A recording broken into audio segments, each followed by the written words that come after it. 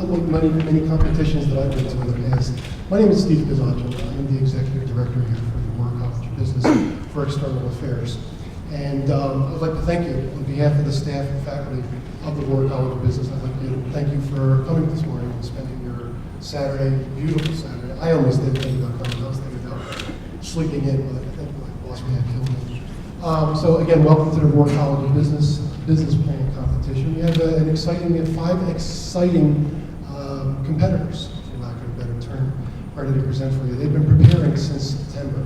Okay, this event started back in September, October timeframe, where about 84 students set out to compete on this venture, and through a series of judging rounds where they were required to send in executive summaries and send in feasibility studies and be judged on each of them, it wound up being the final 5 that you're seeing today. So this has been an iteration of quite a few months and with a lot of hard work on their part. And as such, we've had workshops on helping them prepare the different aspects of the business plan and so on. So we feel they're pretty well prepared and ready to present for you. So again, thank you. Competitions like this would be almost impossible to run without support. And although I guess I'm responsible for the event, I couldn't do it without a team of people. So folks like Debbie Jewell, who's at least raise your she helped secure many of the judges that you see today. Also, my graduate worker, Kimberly, who I do not see at the moment, she's behind the food table there. Folks like Kimberly, if you can give Kimberly a hand, because she's been my life. And also, I just saw Mark Kramer walk in the door. Mark Kramer has been helping throughout. Mark Kramer is president of the Angel Ventures Fund and Private Investors Forum in Philadelphia, and they've been helping the students prepare. So we brought in some talented help, if you will. So a round for Mark Kramer as well, please.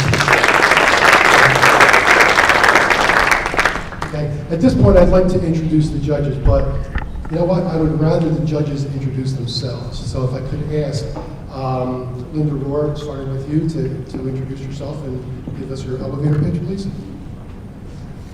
Hello.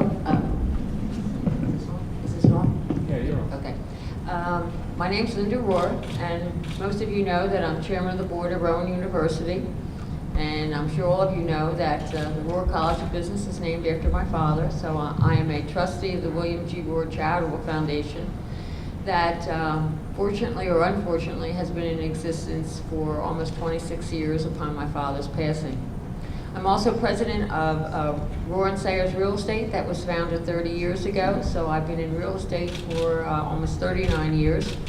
I'm also chairman of the board of First Colonial National Bank that's been in existence for 15 years. So I've inherited some of my father's love of real estate, love of banking, and love of education, where I used to be a high school teacher in another life. So I still share that love of teaching. Thank you.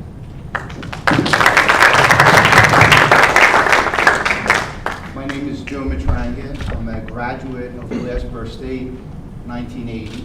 Just recently earned my MBA last spring. I own a company called Eagle Management Group. We install and dismantle exhibits at convention centers and hotels across the country. Been in business for 28 years and look forward to the elevator pitches.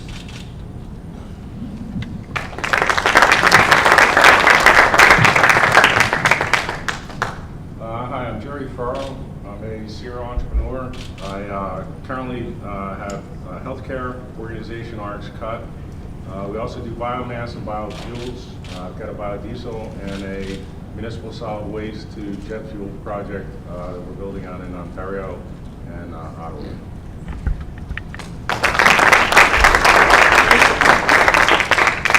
Good morning. My name is Steve Clark. I'm Chief Financial Officer of South Jersey Industries and South Jersey Gas Company.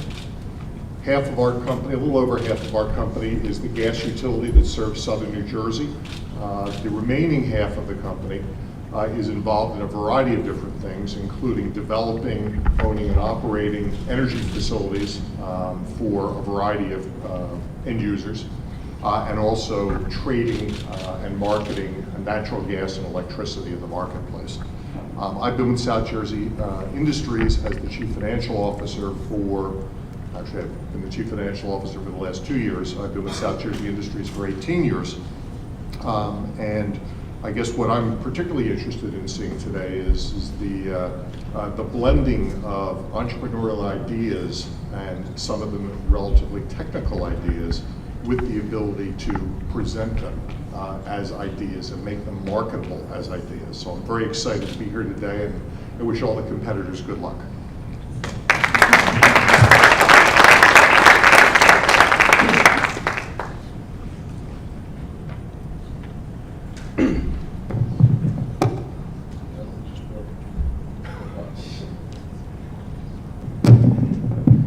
Have to use it this way. My name is Bernie Rudnick.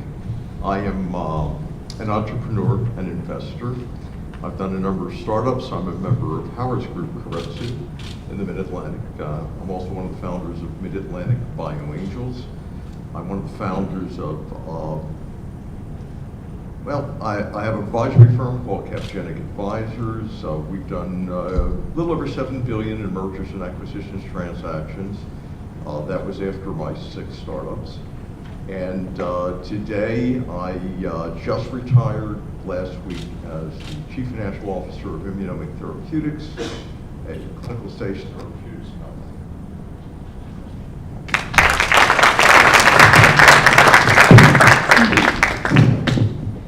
Good morning, I'm Howard Lubert. I founded Keiretsu Forum Mid-Atlantic and Keiretsu Forum Southeast 4 or 5 years ago. And I'm here as the Managing Director of the Rowan Innovation Venture Fund.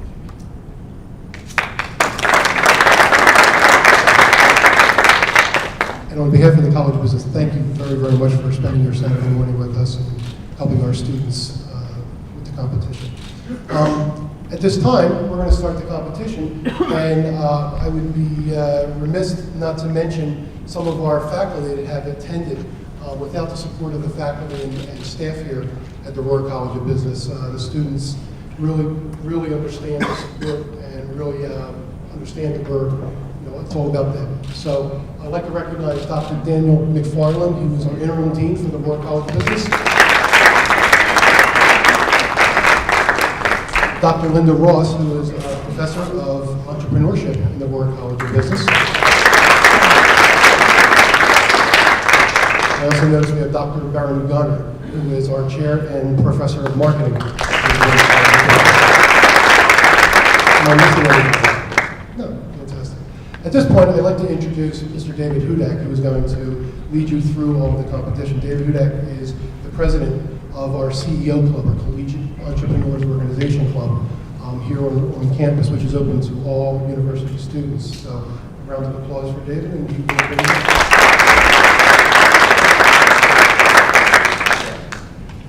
Well, good morning, everyone, and thank you all for coming out today. We have a really good competition planned. I want to thank everyone that had a hand in planning it.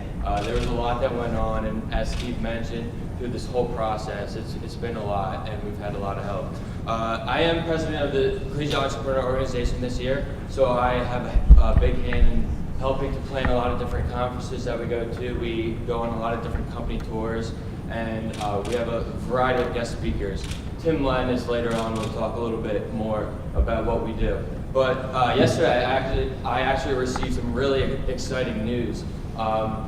We entered a competition last month with Zipcar, and they have awarded us $2,500 for our academic excellence. So we will be using this money to go to we're going to be using this money to go to different conferences, and we're actually going to go to our first one next week on Wednesday to a media conference in New York if anybody is interested.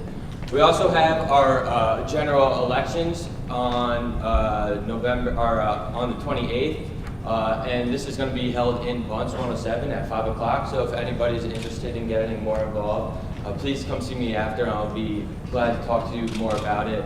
And what your responsibilities would include, if so you would want to get more involved. So, we're going to jump right into things.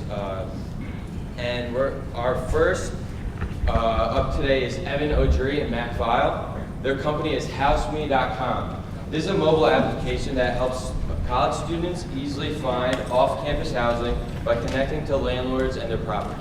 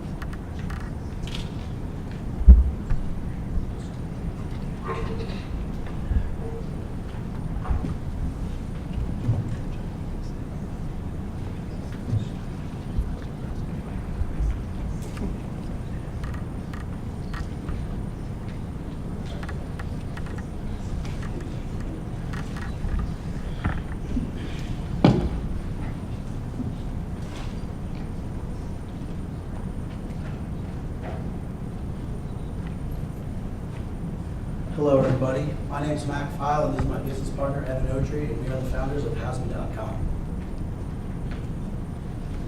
Okay, so the problem that we recognize and a problem that we came across ourselves is that the off-campus housing process is extremely intimidating.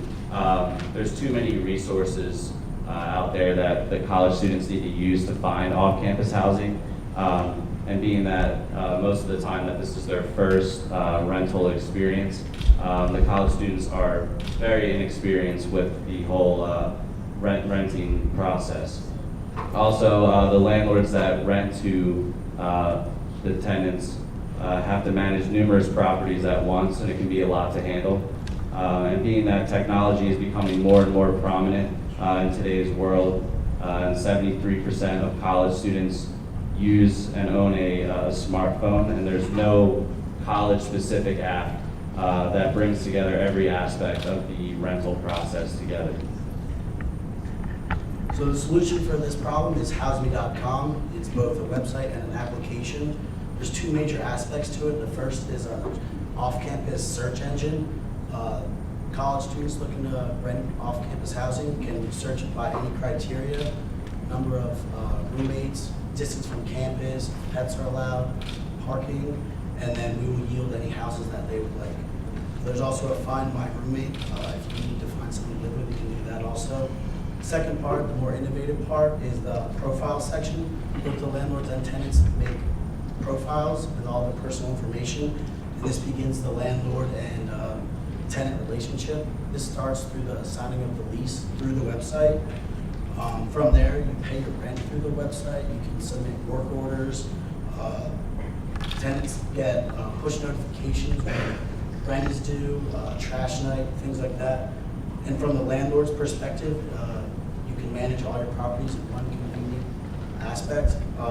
There's an Angie's List section, or Angie's List type section, where landlords can communicate about different service providers and how good they are. So the market that we are looking to integrate into is the Rowan University campus. Student body has been growing on average 7% over the past 5 years. The current student body is 13,349. This number is expected to grow to 25,000 in the next 10 years. This year, Rowan has seen its largest freshman class, and this has led to a housing crisis. Kids that previously would be required to live on campus are now being forced to move off campus. So that just makes a website like this be a perfect time. Our market also includes landlords, because they obviously will be listing their properties on our websites, and also local businesses looking to advertise on our website and application. So our existing competitors include OnRadPad.com, which is a rental search engine. This is not a college-specific service. Then you have CollegeAnnex.com, which is a off-campus college rental search engine. But you're not able to pay your rent, submit work orders, things of that nature. And then we also have PlacesForStudents.com, which is another off-campus college rental search engine. And again, you're unable to pay your rent through this site. We really want to drive the convenience and all-in-one aspect to our consumers. we want to communicate the simplicity, the security, and just that it truly helps college students in the rental process. It improves the communication between both the college students and the landlords. And then our barriers to entry would include the adoption from both the students and landlords and our pricing. All right, I'm going to get into the business strategy. For our revenue model, our primary revenue stream is transaction-based. For landlords to list their property on our site for free, they have to require the tenants to pay through our website. And the way that we make our money is 3% of the rent comes out. A company named Media Temple Web will execute these e-commerce transactions, and they charge about 1 to 1.5% per transaction, and that leaves us with a 1.5 to 2% revenue per transaction. Our secondary revenue stream is advertising. Local businesses such as restaurants or service providers will have banner ads on the website and the application. Our overall business strategy is focused on the user profiles. This is important because it will help us retain our customers, and we can store important information on both the tenants and landlords that can be used later for marketing campaigns. So our marketing plan will be revolved around a positioning strategy. This is based on, again, our convenience and all the features that are included with our service. We want to be known as the superior brand in college rental properties, managing numerous rental properties for the landlords that rent to college students, and executing secure e-commerce transactions. Our initial marketing launch will include billboards on places like Route 322, Delsey Drive. Then we'll also have print ads in real estate magazines and The Wit, which is Rowan's school newspaper. And then we'll have direct mail directly sent to the landlords in Glassboro. And we'll also rely on word of mouth when our customer base is well established and prominent. And we will do that by segmenting the market down to strictly upper class undergraduate Rowan students that are looking to rent off campus. This is roughly 24% of the current student body.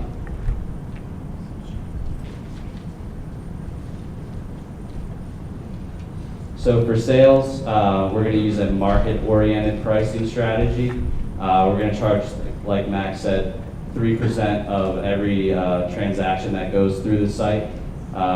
This is right below RadPad's rate, which is one of our top competitors. Their rate is 3.25%, and this has widely been accepted by their user base. So we believe that we can yield some of the same results. Our primary market will include, again, undergraduate, upper class Rowan students. Our secondary market will be the landlords renting in the Glassboro area. And our tertiary market will be the local businesses and services in Glassboro. Currently, there's 29 common businesses. We'll have point-to-click ads on our site and application. We'll make about 20 cents per ad, and through that we can estimate about $3,500 in advertising revenue within our first year of operation. We will develop credibility by establishing a prominent user base and brand. And again, this is through the convenient features in our website and the security offered through our unique e-commerce system.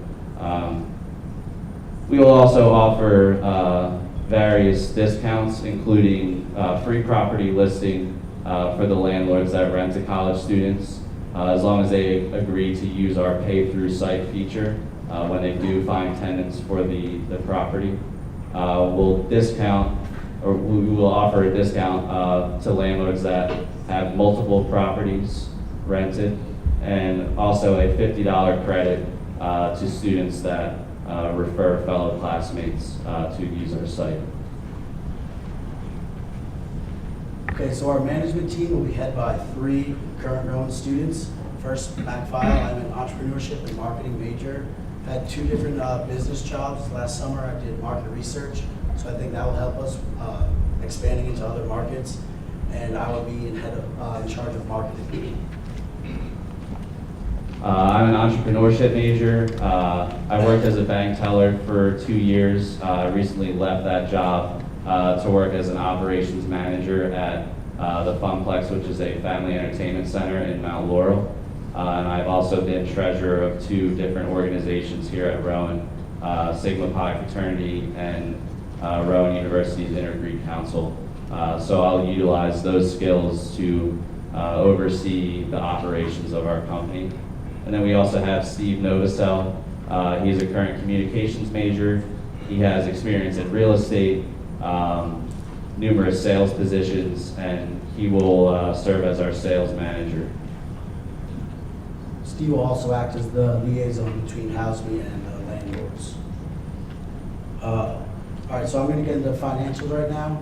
We've estimated our startup cost to be about $96,000. This is mainly towards the development of the application and the website, and also the initial marketing launch. Our most similar competitor, as Evan said, is OnRadPad.com. They saw a 40% market share after year 2, so we expect the same. And we expect to grow this market share by about 20% per year. So by the end of year 3, we expect 60% market share. As you can see, we have a break-even graph. We have our revenue per unit. This was based on a survey we conducted of 27 Rowan students. We found the average rent that they paid, and we multiplied that by 3%, because that is our revenue per transaction. And our variable cost per unit is the 1.5% that is charged by Media Temple Web for executing these transactions. So with this all being said, we can see by the end of year 3, revenues of $256,000, with the net profit being $173,000. That will allow us to break even after 15 months.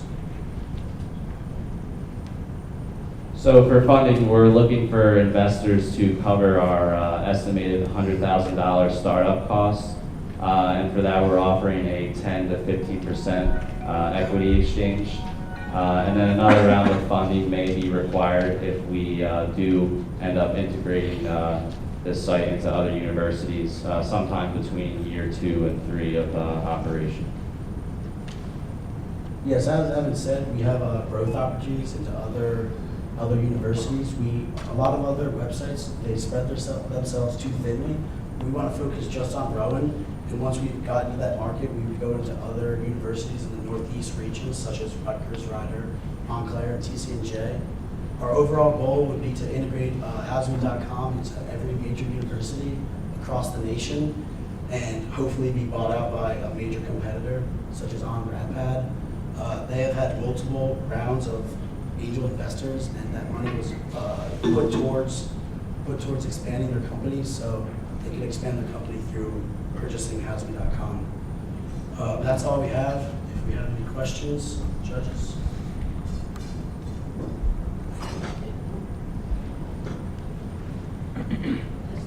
Tradition. I'll open it up, and then everybody else will just, chime in.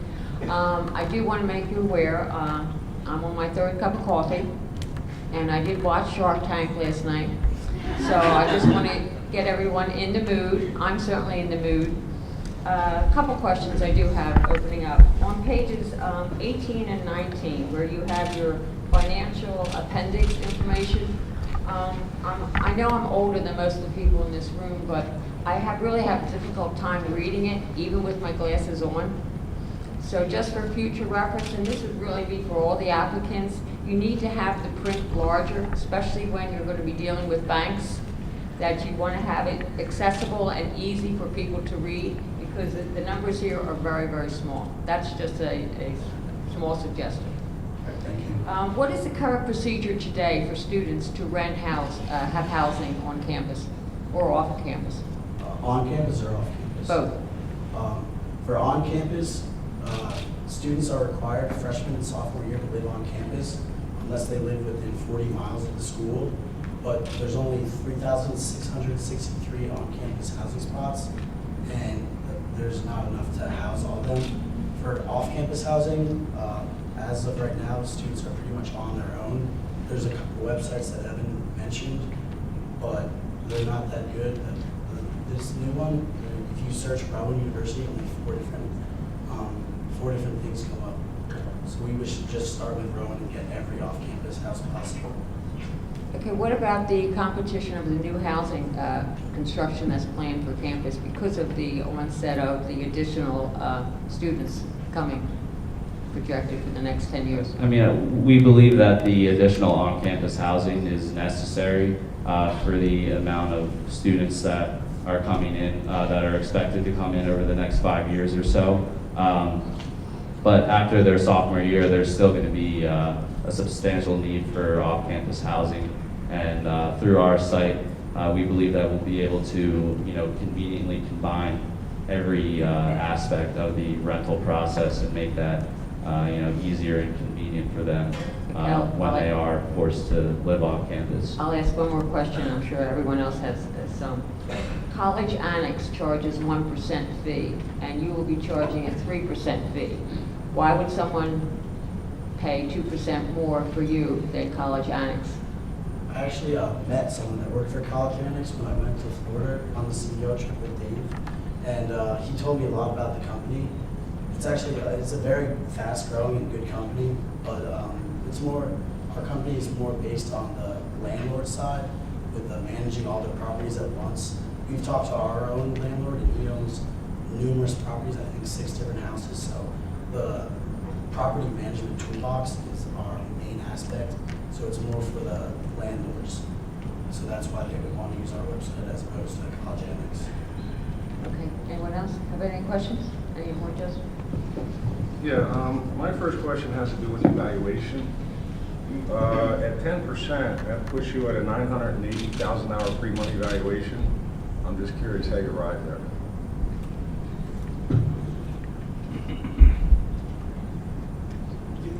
I mean, we're just factoring in, the salaries for the developers to, develop our website. I mean, that is the primary expense in our first year of operation.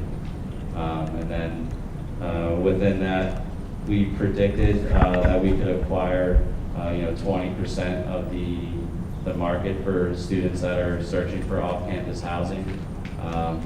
And then through the survey that we conducted, we used the average rental payment for each college student and multiplied that by the number of students we predict to acquire within the first year.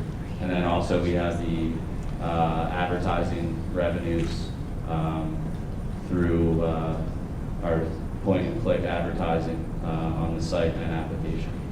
The question was, how do you justify your pre-money valuation, not where your revenues come from? I mean, that's where we pull our valuation from our forecasted revenues for our first year.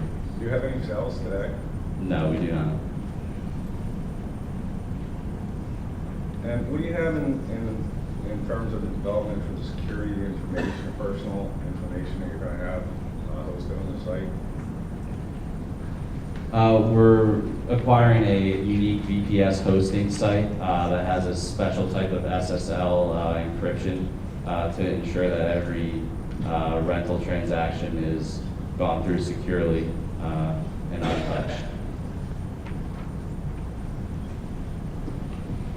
Since your primary revenue model is to obtain 3% per transaction payment, how do you propose to police the process to ensure that landlords are actually running the payments that they're receiving through your model?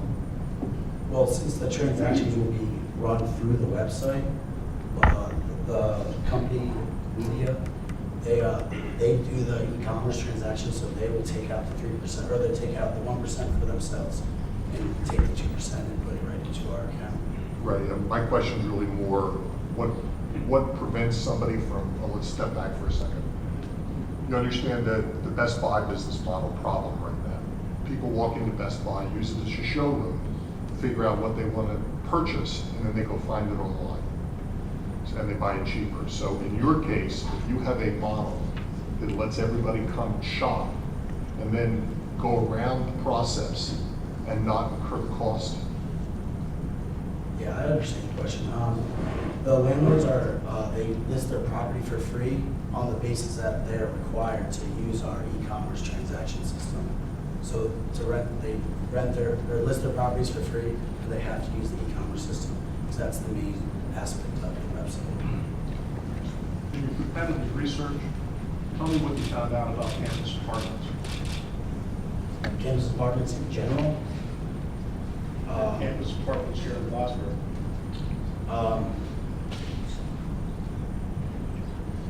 The number of commuters, is that what you're asking? Can you rephrase that? Sorry.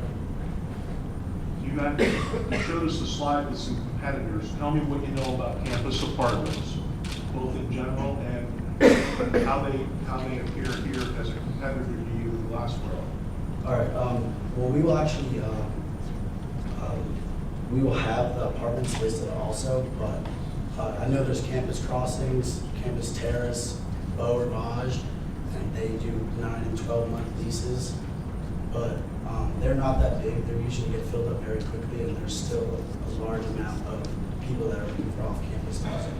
Right now, our market size is about 3,000 plus, growing each year, and they can only hold less than 1,000 in all the apartments in Glassboro. I'd like to address that as well. There's a world of competition out there over and above what you laid out, because a lot of large REITs and consolidators, apartment buildings, have their own software, it's captive, it's resident, landlords are using it. Displacing that is going to be a daunting task. If, in fact, you're focused on that segment of the market, for example, outside of that, that would make sense to me. But in just browsing, I found quite a number of competitors, most of which were captive software for landlords. It's going to be very difficult to displace that value proposition for them. And did you correlate what the apartment owner in spending the 3% or paying the 3% stipend to you for the rental might be saving in advertising? In other words, what's your value proposition outside the free listing to that apartment owner?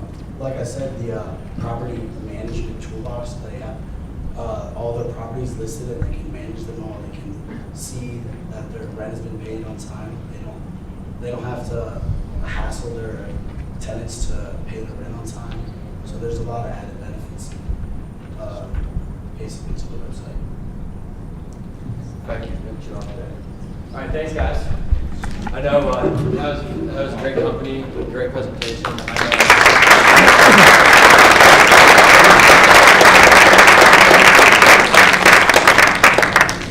Going through my housing situation last year was a nightmare, so I wish I could have had something like this. While our next finalist gets set up, I would like to introduce Dr. Linda Ross. She is our CEO advisor, and she has a big hand in the entrepreneurship program. So she's going to talk a little bit about what we do in the College of Business.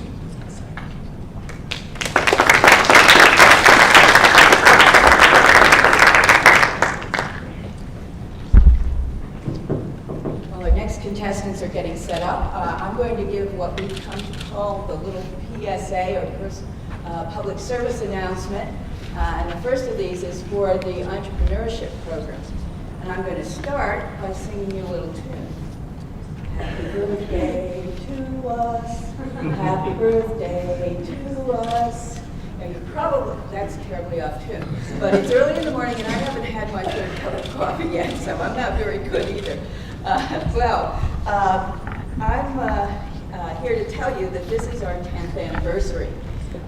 We've started our program back in 2002 with the recruitment of the Rohr Entrepreneurial Chair, but it took us a little time to establish the program on campus, and in 2005 we introduced our first graduate to the world. Our Angelo Pinti was the first and only in 2005. And immediately he went out the door, went over to South Street in Philadelphia and started a restaurant along with his father and his brother. That restaurant continues today, only having moved to Westchester. But Angelo's gone on to be a financial advisor and executive with TIAA Crafts. So one of the things we've learned about our graduates is they start businesses. They also have other interests, both in the corporate world and as a serial entrepreneur. So Angelo's just the first of many others, the success stories that I'll mention in a few moments. In the last 10 years, we've seen 140 students graduate in the entrepreneurship major. We think that's a good record. We've not tried to be big, we've tried to be good. And in that process, this year was the pinnacle of a program review for the entrepreneurship program. And one of the first things that we did in studying ourselves and understanding who we are and what we've done is to figure out how well our students have done once they graduate and where they've gone and what has happened to them. We were able to track down nearly 100 of them, 98 to be precise. Of that 98, 18 have started businesses and are currently listed as founder, co-owner, CEO of the firm. And that, by the way, is roughly 18% of our graduates. And when I looked at the statistics for the Global Entrepreneurship Monitor, I found that the average for the nation for individuals in the 18 to 34-year-old age group is somewhere closer to 14%. We've already exceeded the national average for this, for new business startups. But new business startups aren't the only thing that we emphasize. We know that students need to raise some capital if they're ever going to start a business.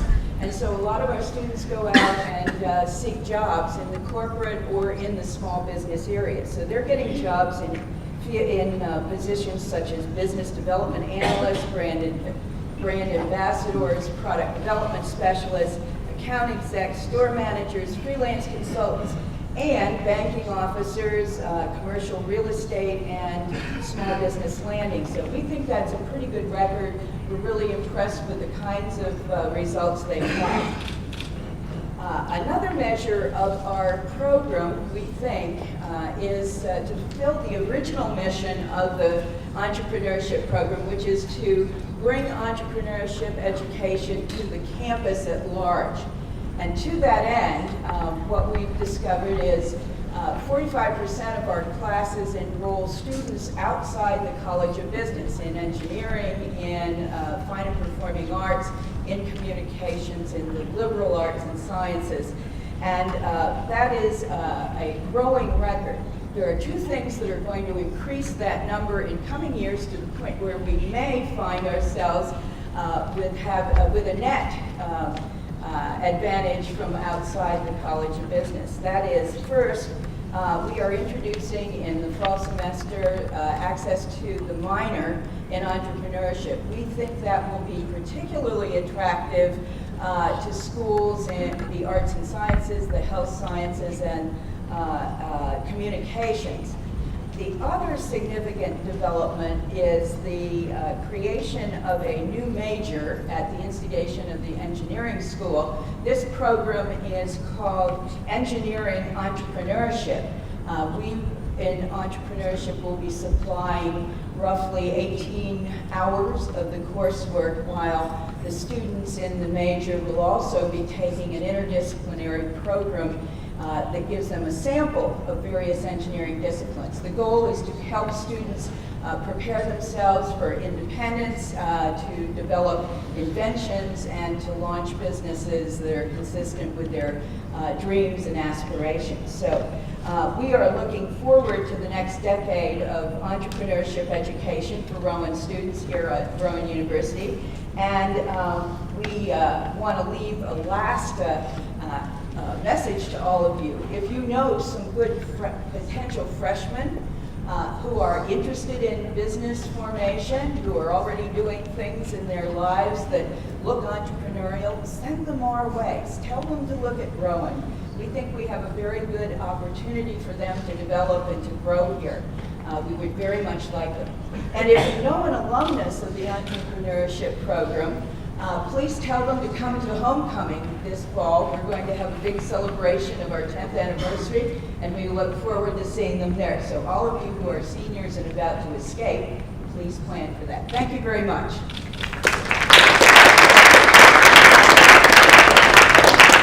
Thank you, Dr. Ross. That was a great 360 view of what we do in the entrepreneurship program and how we're trying to expand. So up next, I want to introduce Ryan Amaro. His company is Aramis Capital Management. What they do is his company offers portfolio management services that includes investment management and property management. So, welcome.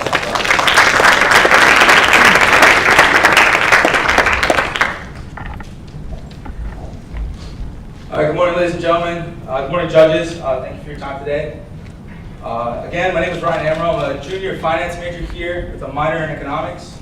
I'm the founder and fund manager of Aramis Capital Management. And Aramis is dedicated to creating wealth for our investors by investing in commercial real estate properties. Today, I'm going to touch on a couple of key components that make up our fund and why you as an investor should invest in Aramis. Again, Aramis Capital Management is a real estate investment fund that is focused on commercial property acquisition of office and retail spaces throughout New York, New Jersey, Delaware, and Pennsylvania. Today, I'm seeking $150,000 in exchange for 15% equity stake in the company. Now, traditional retirement ideologies will have us all believe that we need to invest into the stock market so that we can sit back on a nice lawn chair during retirement with a nice lump of cash.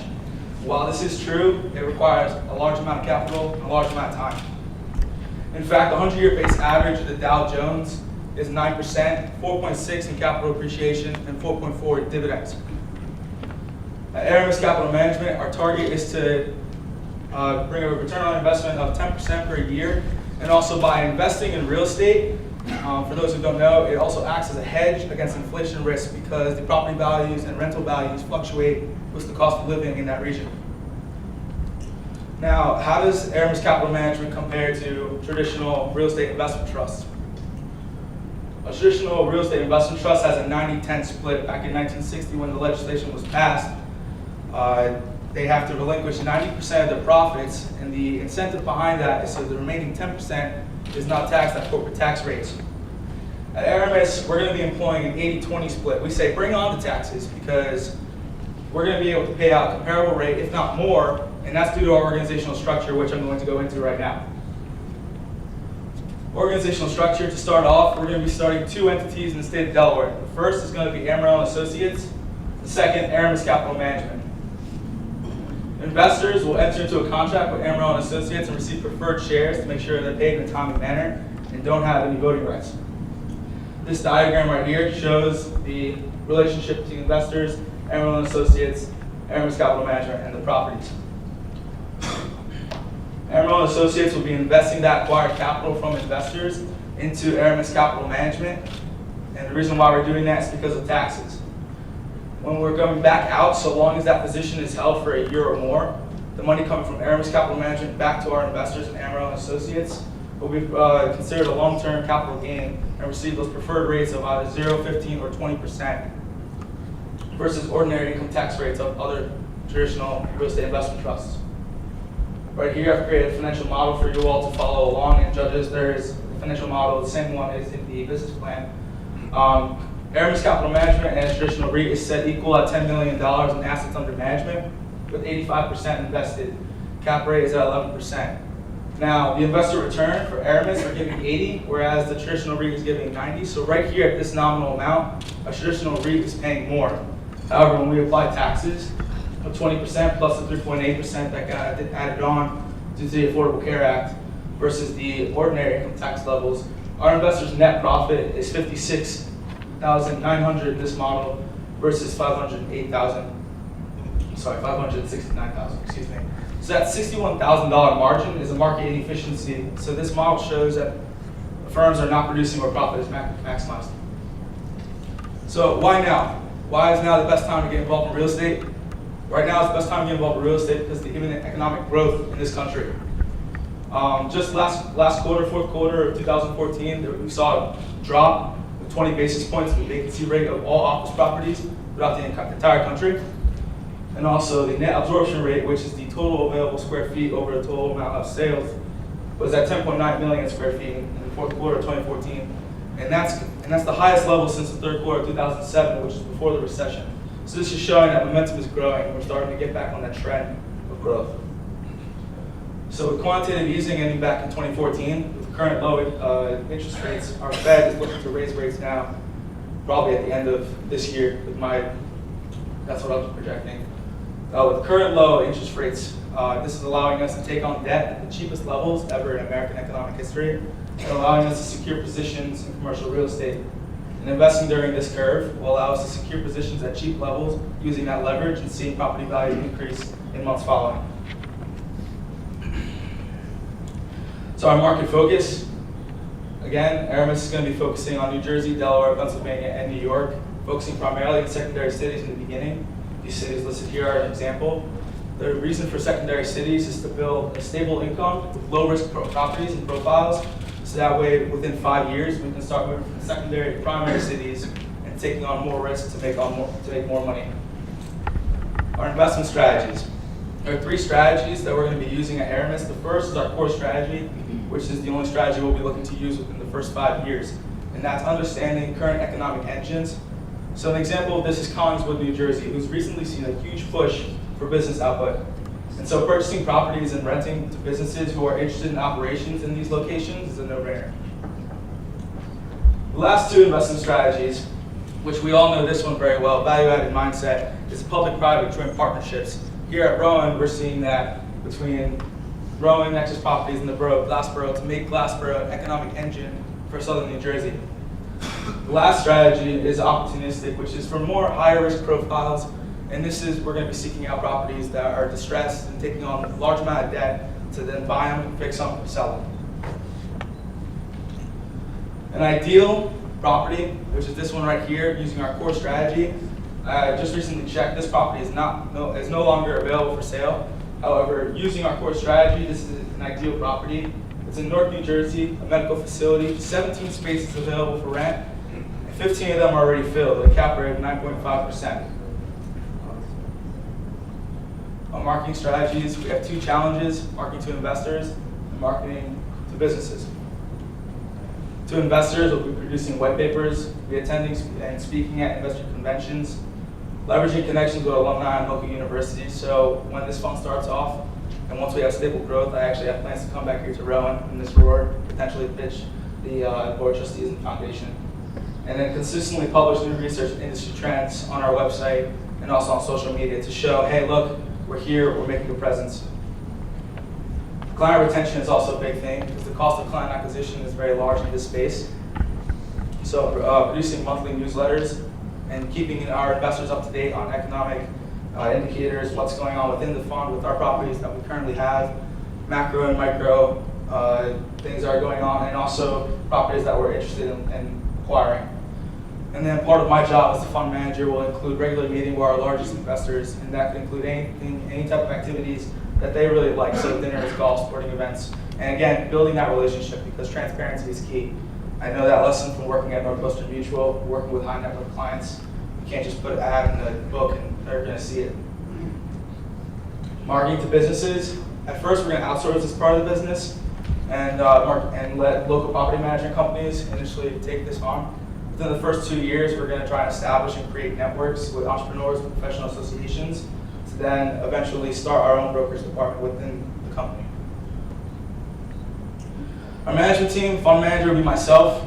Previous experience is with financial rep with Northwestern Mutual. I worked for a year with them. I got licensed in the state for New Jersey for life, accident, health, and worked with high net worth clients. This past summer, I was a financial analyst with Lockheed Martin, where we did earned value management system for our Air Force client. And the earned value management system techniques are really going to play into effect 5 years and later for when we start getting to the development side of the business. And I currently do manage income producing property that yields 13.5% net along with my sister. Our legal director would be Molly Cole. She's currently a research analyst for U.S. Senator Cory Booker and has worked for Wilson Elser here in Southern New Jersey. Rob Vasquez, our VP of Client Acquisition and Sales. He's currently working at the Gloucester County Prosecutor's Office and has worked for sales for PostNet, which is family owned and operated.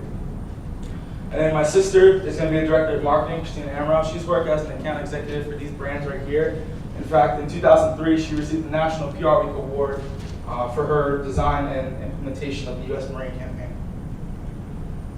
Our financial outlook, as you all see in the business plan, so we keep us funded for the first 2 years, so that way we can go out and solicit investors to invest into the fund. You'll see travel and entertainment is at $15,000 again because we have to go out. We're going to be spending money to go and meet these investors. Now, the 5-year profit loss. So I'm a finance major. I like making financial models. One major assumption going into this model, again, it's a startup firm, so it's hard to project for 5 years. The first one is that in year 2, we're going to have $7.5 million in assets under management. I personally project that we'll have 2.5, but it's put into the model to show you all the scalability of the business. And then the company profits are reinvested and grown at a rate of 25% year over year. So given these assumptions, we can see how the fund's scalable right here. There's a truncated version. I've given you all an updated 5-year P&L in the folder. Exit strategies will include buyout from any competitors. So Blackstone has a really large real estate investment management group, and also an IPO, which to be listed on the NASDAQ is $50 million in revenue. So that will take some time. Thank you. I'll take any questions.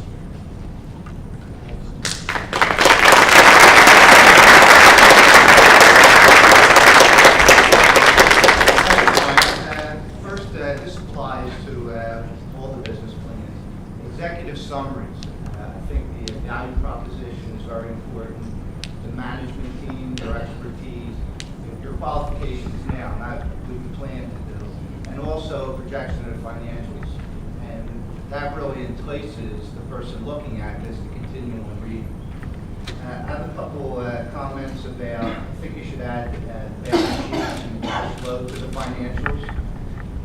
Also consider the Fed from their meeting notes. It seems as though they're going to raise the rates a couple times through the 12 months in your business plan here.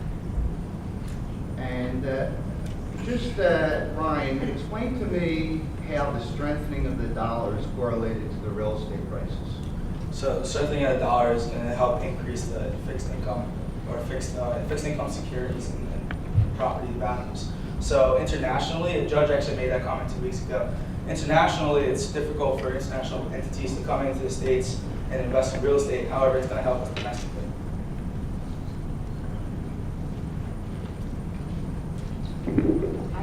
I have 2 questions. One was, you changed your management fee from 5% to 2%. What's your basis for that?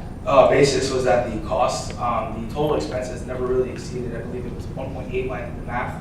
So that extra margin was just flowing into company profits. And when you compare ourselves to hedge funds or venture capital firms, they're charging 2 and 20 as well. So if anything, I need to be at the same rate, or if not below, to lure investors in. Okay. And the other statement, really, you have in your executive summary, quote, the need for office or industrial spaces for businesses is not slowing down anytime soon. I would challenge you on that statement, very much so. Because of the last 5-6 years, the recession that we were in, I've experienced when people are downsizing. I can't say that there is a high volume competition for office space right now. There's a lot of office space on 73 and big buildings that are empty. I have clients that are looking for space now, and your smaller space is easier to find, but the large space, there's not your large users out there like there was 10 years ago. So when you say it's not slowing down, it has slowed down. The problem is it's just gradually increasing.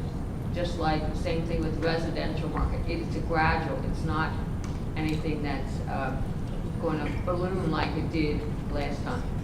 That claim is just made on the trend of vacancy rates within the 4 states that we're looking at. So, well, you quoted vacancy rates for the U.S., not for this area. 2 different animals. Correct.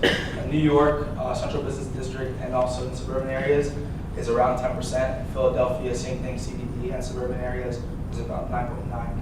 So they're lower than national averages. Thank you. The major REITs in reporting the market offset the numbers with a couple of different factors that I didn't hear about.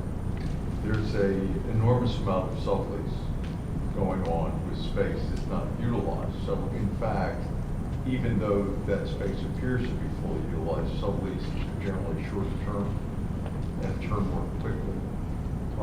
The other thing is, in normal reporting, in certain areas, especially the larger areas you'd like to move into, there are lots of government subsidies. So they claim in those markets there's a significant overbuilding.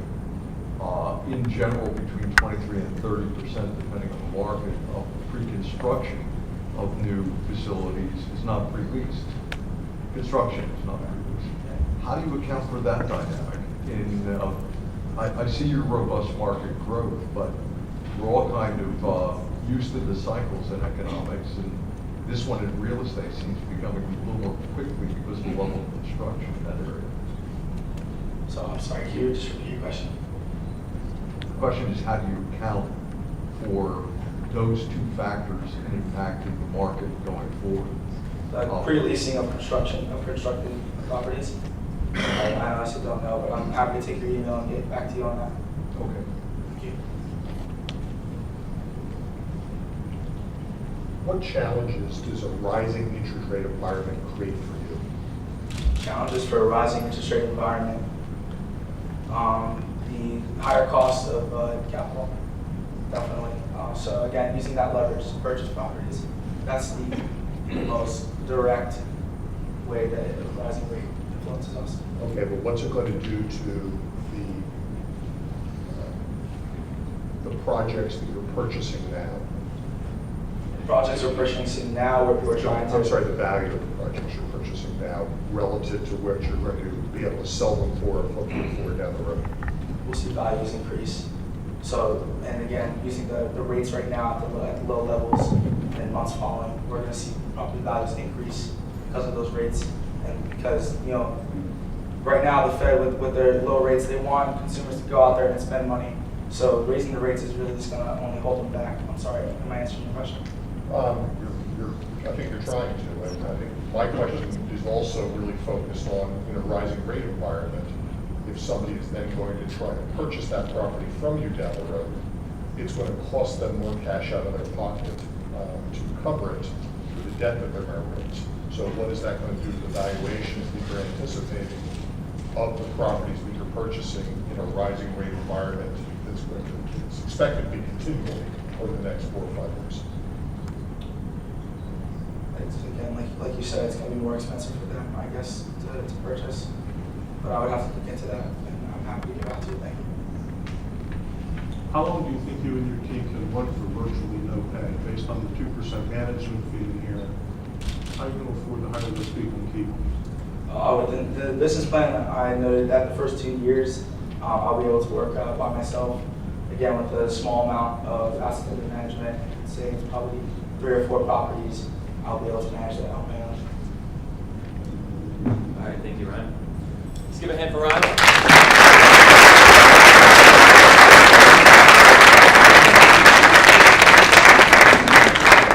That's definitely an innovative approach in approaching investment capital. So now I want to introduce Joe Delvecchio, who is the president of Toastmasters. This is a public speaking organization to help you improve your different public speaking skills.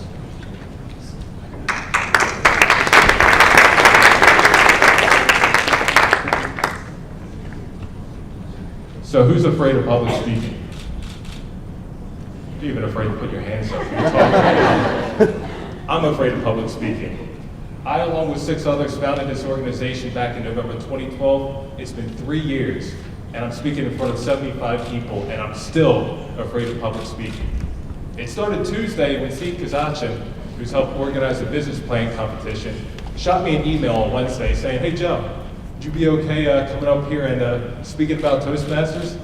So I sent him an email, and I'm like, "Sure, yeah, I'll feel pretty good about that. I'm happy to do it." But in reality, I'm like, I got a big work day on Thursday, a big work day on Friday. I have no idea what I'm going to say when I come up here. So I have to figure this out. And yesterday, it even got more nerve-wracking because I got done around 7 o'clock, and it's Friday night. I had no idea what I was going to say. It all starts in the stomach, it goes right up to the chest, it builds up to the throat until you finally come up here. That will never go away. However, the thing that can go away is your feeling of the lack of comfortability when you come up to the stage. So, Toastmasters of Rowan is a public speaking group dedicated to improving your public speaking skills in a judgment-free environment. Okay? It is on the last Tuesday in this same building, room 144A. Literally every last Tuesday. Okay, so with that said, I want to give you an insight of how Toastmasters works. Grammarian, how many ums, ahs, so's, or likes did I say? Two ums, one ah, and there was a few so's. Few so's? Okay. Timekeeper, Jim Jordan. Okay, I've always had a problem. You know, I was aiming for 3 minutes. I always typically get my speeches done pretty quick. Okay, typically you're also going to get an evaluator. So what other organization you're going to have? We're going to have a grammarian who measures your ums, your ahs, your so's, your likes. What other organization are you going to have a timekeeper that measures your time, whether it's 5 minutes or 7 minutes, 3 minutes, knowing what your speech is going to be? And where else are you going to have an evaluator? And although I didn't call one, I'll let you evaluate my speech for you guys. Okay, so if you have any questions, feel free to contact Steve Kazachin or myself at the end of the competition. We'd be happy to answer them for you. So look forward to seeing you there. Thank you very much.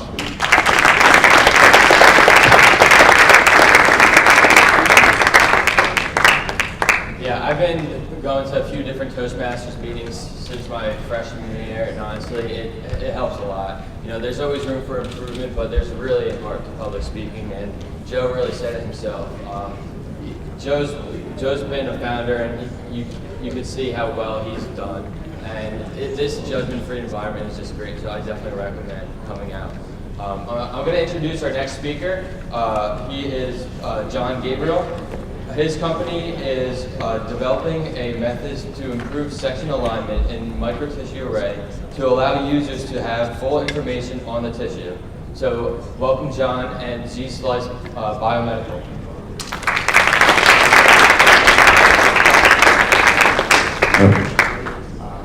Before I start, I just want to thank all the judges for coming out and taking time for supporting this competition. I know from the first time I wrote my business plan, I've learned a lot, and my plan has progressed from that point, so I want to refer your attention away from the plan a little bit and more towards the presentation. It contains a lot of updates, clarification, new markets that we've identified. So with that, let me get started.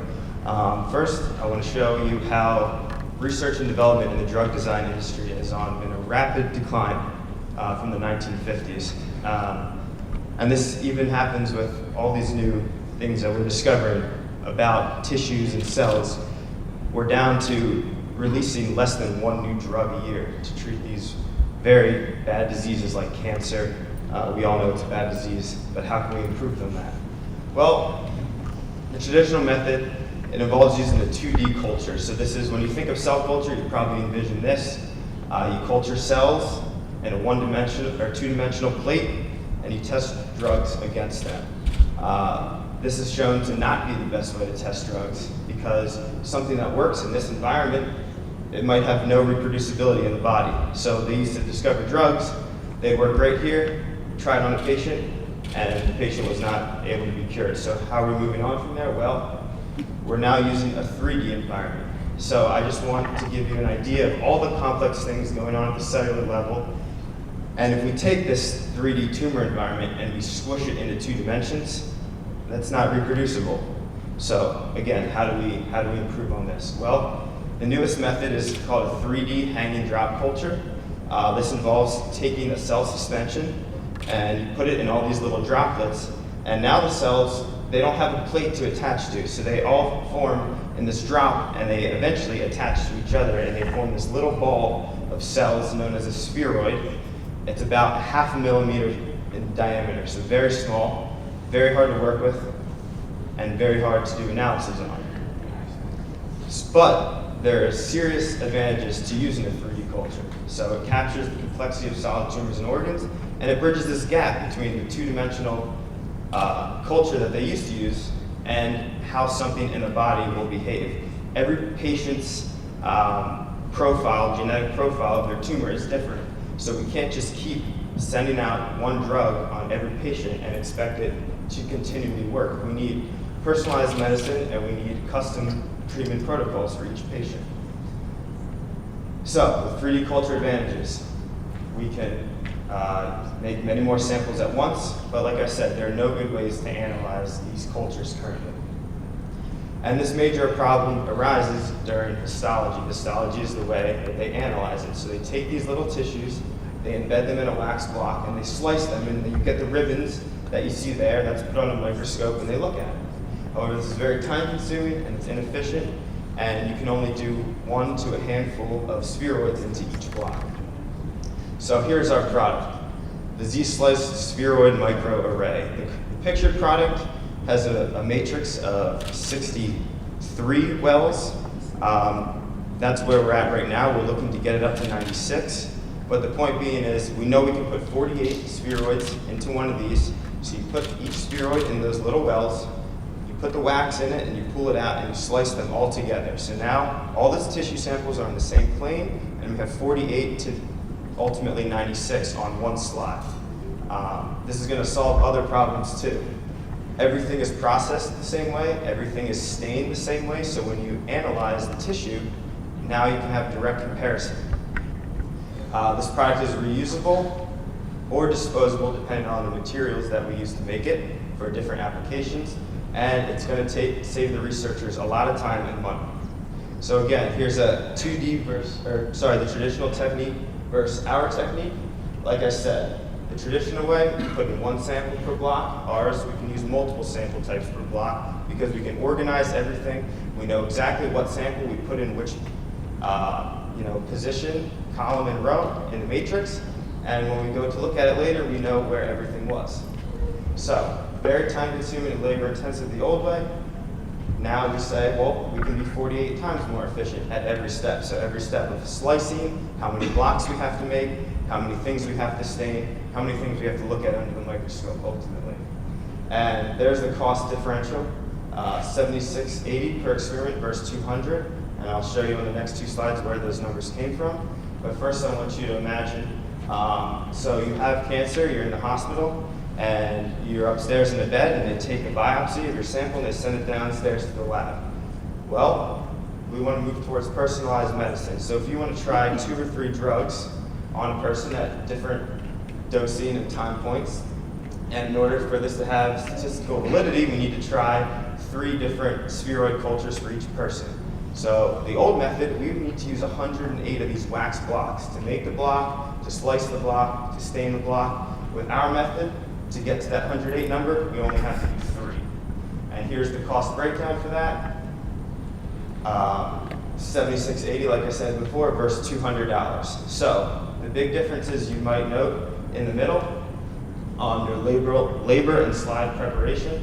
Our new method is going to take the person, an extra 2 hours to put everything into our block. However, that's more than made up for all the materials and reagents that went into this. So again, our value. 3D system, we can discover and test more drugs. We can get more accurate results.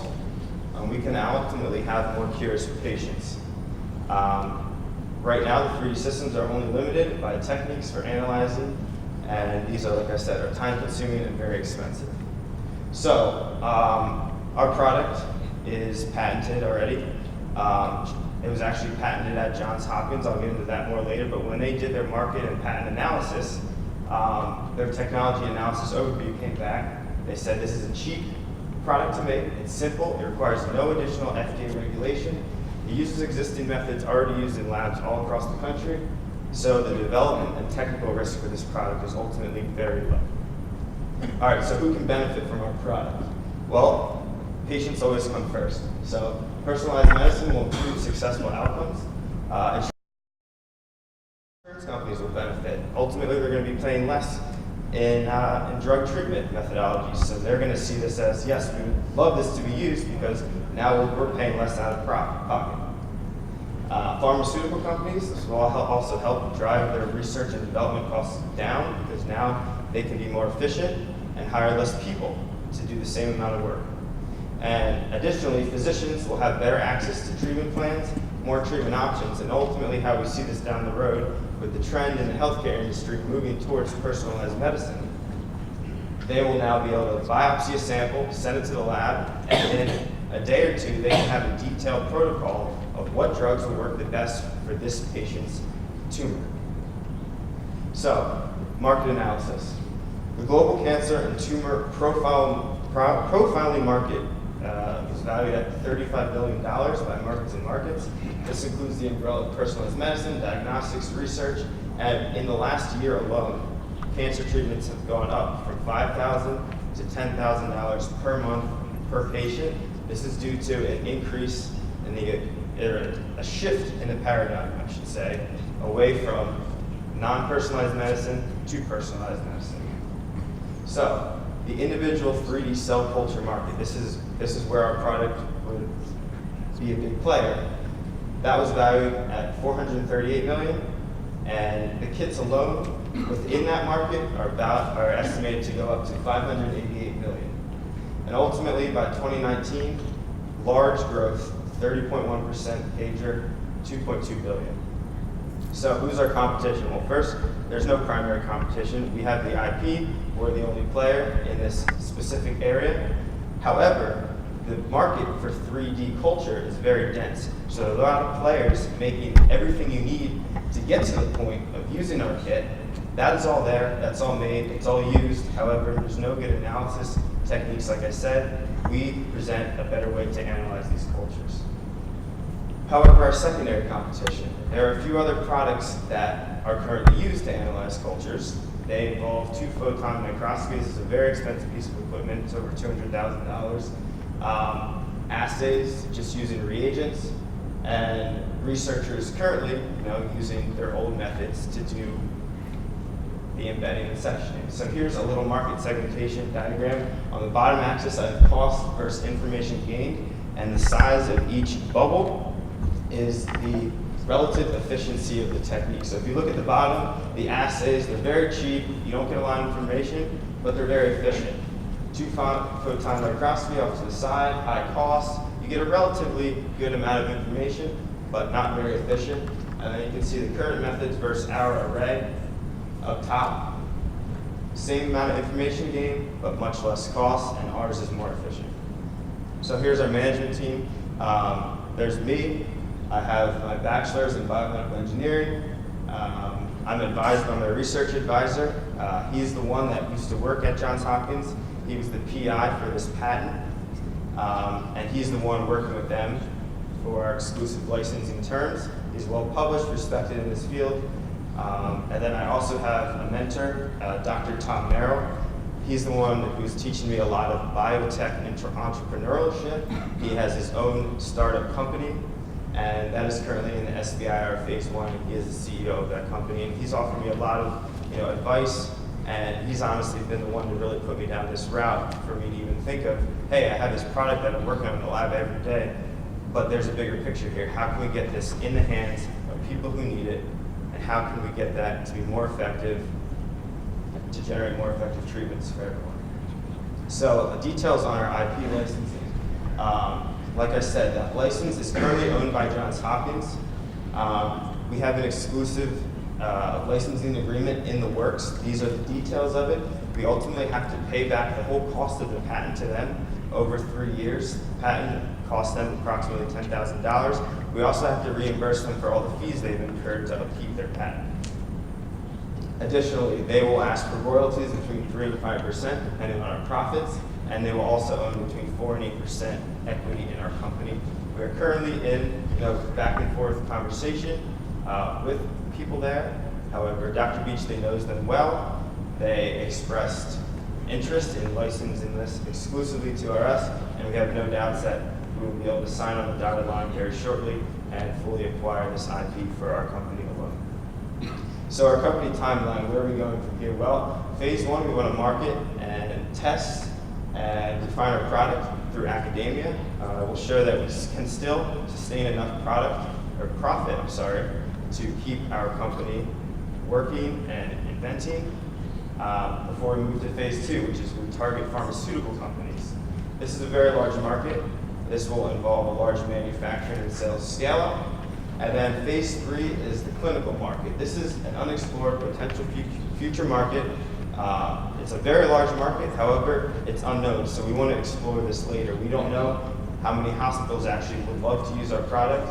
They obviously don't know about it at this point, so that will be the ultimate future goal. But right now, I'm going to focus on phase 1 and phase 2. But first, where do we generate our leads for these phases? Well, a research article specifically detailing biomedical marketing and leads generation found that these are the 3 best ways to generate new leads in the biomedical field.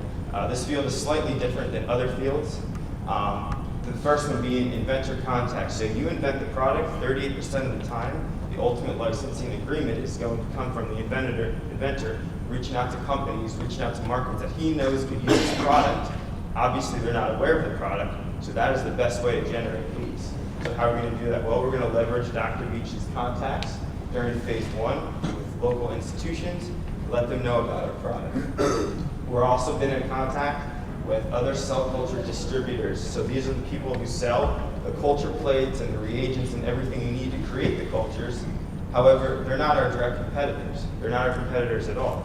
In fact, we would have a symbiotic relationship with them. Selling our product on their website along with their product would cause both of our sales to go up. And that's also during our phase 1 approach. Next, we move on to pharmaceutical companies. I know Bristol Myers Squibb does a lot of cancer research in the area. So we're going to go after them, and I'll talk a little bit more how we're going to target and identify these companies. And ultimately, there's also a lot of hospitals in our initial region in this greater Philadelphia area. Next, marketing approach. So 34% of leads in the biomedical field have been shown to be derived from marketing. Well, how are we going to market? We're going to market through the Rowan Technology Transfer Office. This office is already established. They already have connections, they already have infrastructure, they already have a way to get product ideas out to potential buyers through their infrastructure that they currently have.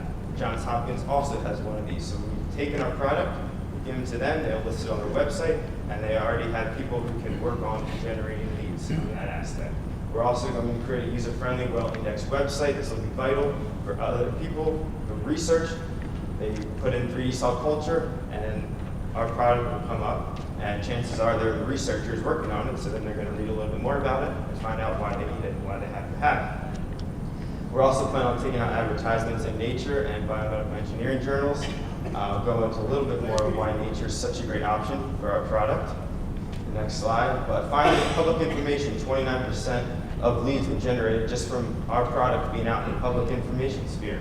That means patents, people who do patent searches, so companies looking to identify products to potentially license and sell. And also, I will be publishing a paper that will be in a methods journal, well-respected journal, this coming December as part of my master's degree. So you can research, find the paper, find our product.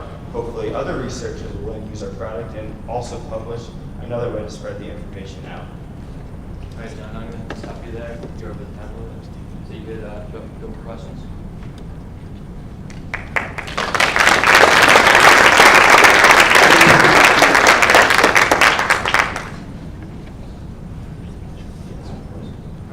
Clearly, I didn't get into everything.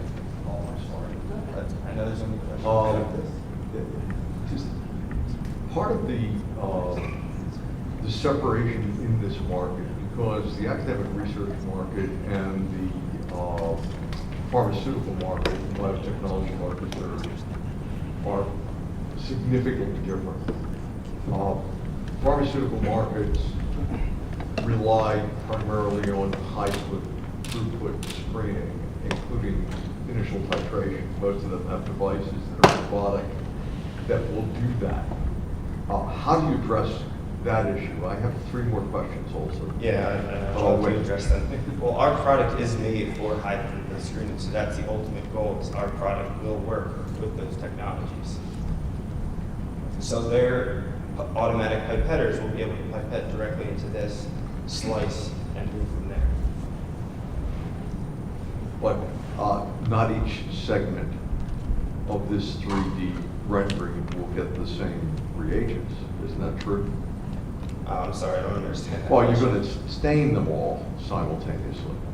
But essentially, if ultimately you're going to test dosing, is that a different block? Or Well- do you test dosing in the individual layers of the block?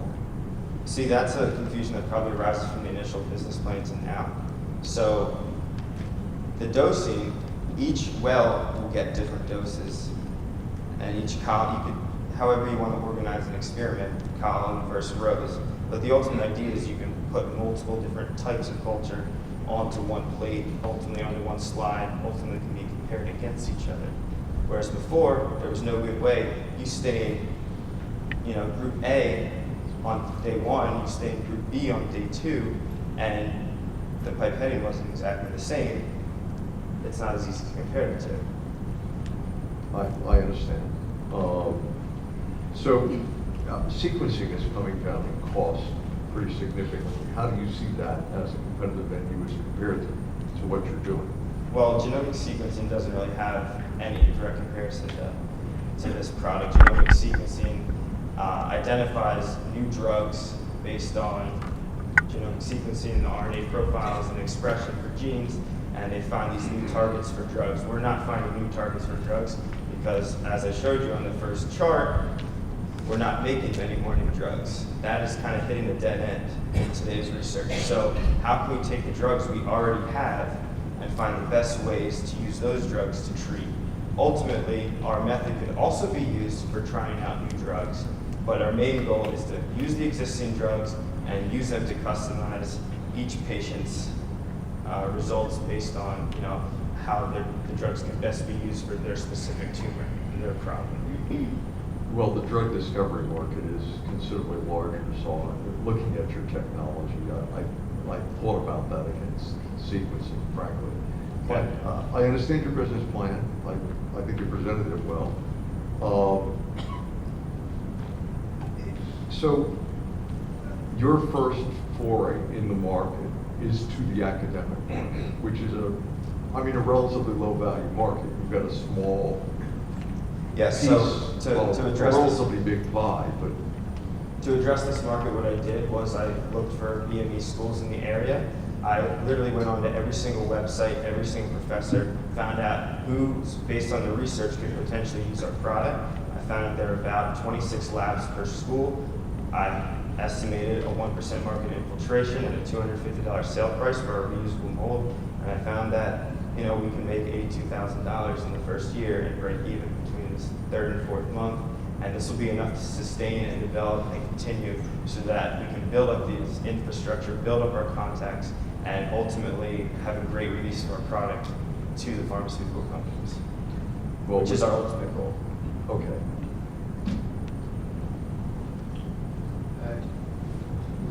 Jonathan, doing some research on your business plan, 3D topological geometrics.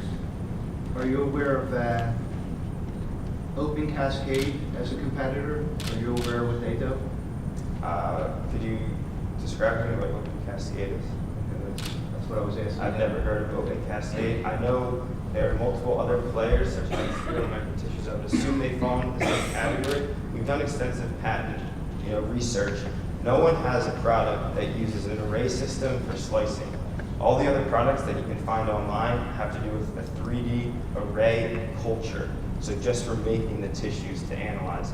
But they still, every researcher takes those little pieces of tissue that they have, and ultimately they put it in a well and infiltrate the whole thing with wax. So you get this wax block, it's like this big by this big, and they slice that.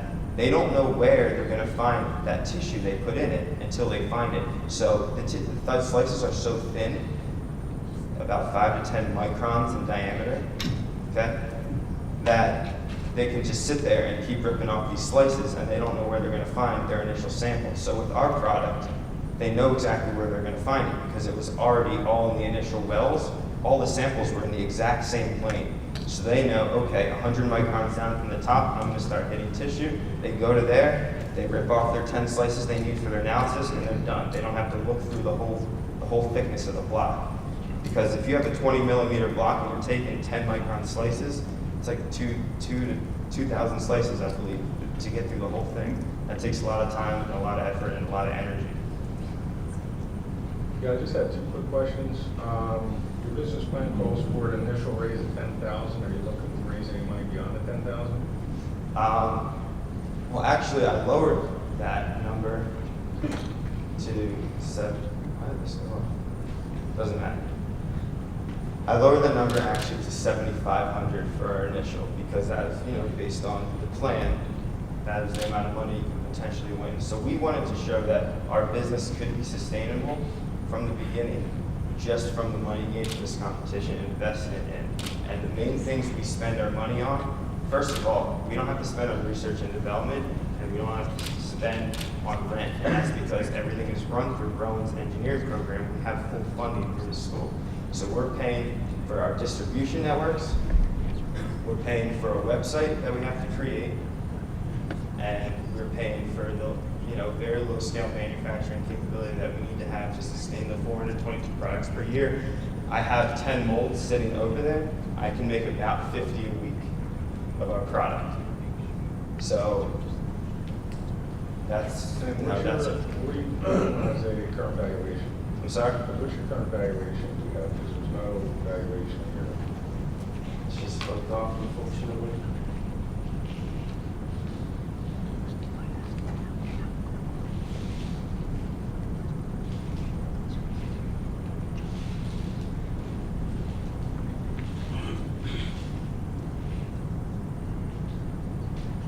So here's our spending, phase 1 versus phase 2. You can see our R&D prototype is low. Others for the website, a little bit of marketing, a little bit of distribution, a little bit of manufacturing at the beginning. The question was, what's your valuation? How much of the company will Not what you $7,500 spent. What is my valuation?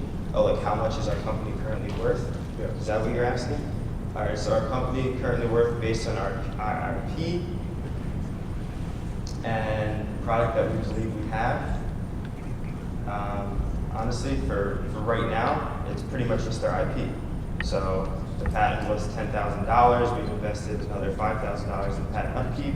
We've spent through the school $2,000 to $3,000 to get all the materials that we needed to make our product. So we're at about $20,000. That's really your expense. Essentially, we're looking for, if I write a check for $7,500, how much of the company will I own?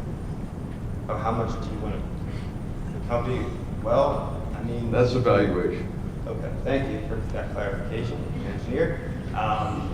Phase 2. Is there an answer? Is there an answer? He Well, asked you a question. For If he phase- has $7,500 in your company, how much will he own? for phase 1, there's no answer. For our phase 2, we were looking for $913,000 to cover all those costs and a tiered valuation of our company based on how much we would make. So you get that much revenue, and you So know it's how much our it's company- essentially an investor royalty deal? Is that what you're Yes, putting up? an investor royalty. Right, but the first 7,500 doesn't bring that, so you have to set a value for the initial investor, because the early money takes the most risk. Therefore, if someone writes a check for 7,500, how much will they own? Okay, fair question. Right, John.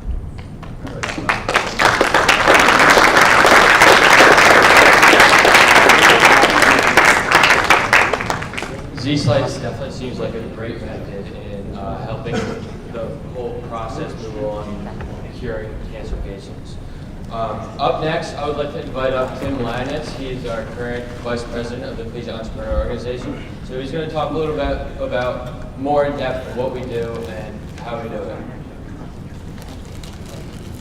Thank you, Dave, and good morning, everyone. My name is Tim Aladnitz. I am the Vice President of the CEO Club. I'm a senior here, graduating in May. I've been in the club for 4 years. It's been a very rewarding experience. I'm going to tell you a little about the purpose of our club. We hope to help students, these gentlemen up here, and everyone else who spoke today, learn how to start a business through our events, as well as networking with other club members. Some of our events, we have guest speakers speak. That's our typical event. We're fortunate to have one of our judges, Jerry Farrow, speak last year. We'd love to hear any of the other judges speak. If you'd like to, please talk to Dave or myself. The other events that we hold, we go to conferences, we hold networking events, we go to business tours. We have a lot of great experiences. We'd love to have you guys come out and enjoy, our different events. I'm telling you, you will learn something. And please enjoy the rest of the competition. Thank you.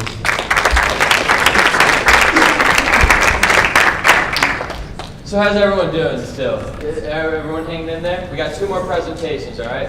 So up next we have Matt Bailey and Sean Graham. Their company is Skillzilla. What they do is they're a social media application that brings people together to share their skills and to create new friends and life experiences. So let's welcome Matt and Sean.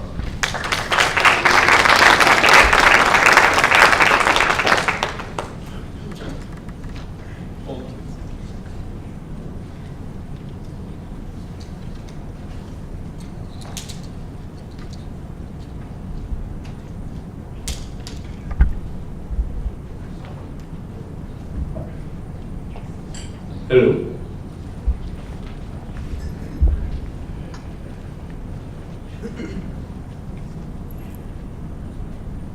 Good morning, ladies and gentlemen. My name is Sean Graham, and this is my partner Matthew Bailey, and we are Skillzilla. There's a problem with learning, not just in America, but around the world. Learning is an essential process to human life. We enjoy gaining new skills, we enjoy mastering new things. It's an essential life experience, which is why personalized lessons and training is a $44 billion industry. But learning with a teacher, with a one-on-one person who can help you with your questions and personalize your experience for learning is very expensive. It can cost hundreds of dollars per hour for even a rudimentary experience with a trainer. As you can see, we have some examples of what the top skills that we surveyed for would cost per hour from a teacher. Another problem is that students in college have a hard time networking. It's a very foreign experience. About a third of all college students leave college and wish they had spent more time networking while in college. And if anyone's ever been to a college networking event, no offense, I think some of you guys are from there, it can be a very difficult experience for a young person to connect with other people and share an interest. You wind up just passing back a bunch of business cards, and your only real shared interest was that you both went to the same place. So people need a better option for learning and networking. The solution is Skillzilla. Skillzilla is a social networking app that brings people together to share skills and train. So you input the skills that you want, and you input the skills that you already have. And a proprietary algorithm matches that to people in your local area that you can trade with. So for example, you can trade your yoga skills for Spanish skills. You can trade an instrument you already know for a new computer language. You can train your fitness skills and teach someone else while they teach you a new skill that you value. And all this is done for you through the app. When we explained this concept to students at Brown University, over 100 Brown students responded. We had 85% of college students say that they would likely buy the app or interact with it. And 94% say they'd be likely to recommend it to a friend. And those are very viral numbers for the growth of a new app. So to make it very easy for people to join and begin using and get value out of our app, we have a 3-click user onboarding system. So the first click is they hear about it from a friend, or they're directly invited through one of the many social media networks, and they install the app for free on the Apple iStore. The second click is you fill out rudimentary information, anything you find from a normal sign up, except you also include the skills that you can teach and the skills that you want to learn, which is automatically entered into our database. As soon as you submit it, our app automatically begins processing that data and begins matching you with potential people. And so, for example, within minutes, you could receive a push notification saying that you have matched to teach your Spanish skills to someone in addition to receive yoga skills from them. So you're getting that hands-on, personalized training that you pay hundreds of dollars for from a traditional source, except you pay for it instead of with money with your own hands-on teaching experience. Here we have some examples of our app. On the right side, you can see a general layout and color scheme for our app. The button's very simple. It's not very busy. This is something that you can log into every day or every couple days and just check. There's no learning curve to it. It has a very simple layout to understand. And on the left side, you have an example of a user growth system that is built into the app. So basically what you can do is if you want to learn something and no one's matching with you, you can go through any social networks that you've imported and automatically send invites to people who you think might have the skill. So you can send it to your friend who's always programming on the weekends. You can say, hey, I really want to learn programming. And then they can send that to their friends, and everyone can be invited to this network to make the value of it go up and make your matching easier, as well as the matching of everyone else who's using it. This is very different than the normal farm bill invites all of us are used to seeing, where anyone, it's forced growth, where you just have to invite 3 people to get a shovel and make it easier. it's personalized growth where you understand that your skills are being valued by this app, and it will make you more interested in interacting with it. Our target market is college students. There are 21 million in the United States, but that user is growing every year. They're very tech savvy. They use their smartphones for about 3 hours a day, and they're kind of the perfect market to begin testing our products for scalability. They're also a very trendy market where they follow growth trends, such as you've seen in the growth of any of the other social media sites, such as Pinterest, Facebook, Yak. Once something starts going, it's easy to spread it around through other social media sites and leverage that kind of connectivity. Our secondary market is 22 to 31-year-olds who are young professionals in major cities with a population of over 1 million, such as New York City, Boston, Washington, D.C. Those are just a few on the East Coast. They're looking to make more connections with a shared interest. So instead of just exchanging business cards and I saw you that one time, it's, hey, you helped me learn this thing, and I helped you learn this thing. Let's discuss your progress. There's a much greater connection between the two people that will lead to a longer lasting network. They have some free time, but they still don't have a lot of money. Like, even if you have a normal entry-level job, you can't drop $500 every weekend to spend a few hours with a hands-on teacher. So this really helps them there with that value. And they're still looking to build their skill set either to get better jobs in the future or just for their personal pleasure. Also, both of these networks represent geographically centered markets because college students are centered around their local campus, and obviously major cities would be the secondary location. Our marketing strategy is to differentiate ourselves as the best way to learn for free. Plenty of people have free online sources, but what happens is you get into those and you start learning them, and then you get frustrated. You have a really unique question, you can't find any answer to it, and you get frustrated and you wind up giving up, which is why most online courses have a 97% failure rate, a very high failure rate because there's no accountability. We're going to build our customer base for the first 2 years. This includes being completely free for the first year, and then in the second year we'll have tiered pricing strategy. So ads will come into play in the second year for free users, and then premium users can buy the app for 99 cents. We're going to utilize alternative media forms to first target our college audience. Some of you have heard of such as Snapchat or Yak, and some of you haven't, which are very tiny, such as Whisper and Medium, and these new apps that grow really fast with our target market and haven't been reached by traditional marketing yet. So we'll be able to get in there and get people talking. We're going to leverage thought leaders. And thought leaders are people on college campuses who are SGA presidents, like Dave Hudak. They're sports leaders, they're connectors, they're people who know large groups of people. And so we're going to get them on board with their idea, and maybe a free t-shirt, because who doesn't love that, and have them begin spreading this idea for us through college campuses. And I'm going to pass this off, and Matt Bailey will talk about our sales strategy. All right, thanks a lot, Sean. So our main strategy is going to be to basically get the ambassadors, these people that love to learn and want to meet new people, learn new skills, to help us build a marketing channel. We want these people to spread themselves throughout the different colleges around the local area. And we want to have events, certain things like they had field day at the rec center. And this is where like a couple hundred college kids get out together and they end up going outside, and what we want to do is give out things like promotional free t-shirts. We want to give out the tickets to things like Pro Glow and Prostock, which is something that students over here wait for about 5 or 6 hours, sometimes just long lines waiting all day to get tickets to these events. We also want to target students at student orientation, because we know that it's very intimidating to be in a new environment, especially as a freshman or as a transfer, and you don't really know anybody. This can be an easy way for you to get out, make new friends based upon what your interests are. Okay, so our revenues are based upon advertising dollars, which we're going to get from our premium model, and then we're going to have 99 cents a month for a no ad, and then we're going to have in-app purchases, and these are going to consist of giving somebody a recommendation. So you say, like, I really like this person, they're really good at this skill, and I learned a lot from them. So you're basically helping people to build a personal brand within this network. So you're giving people extra incentive. After the second year, I want to basically bring out an executive version.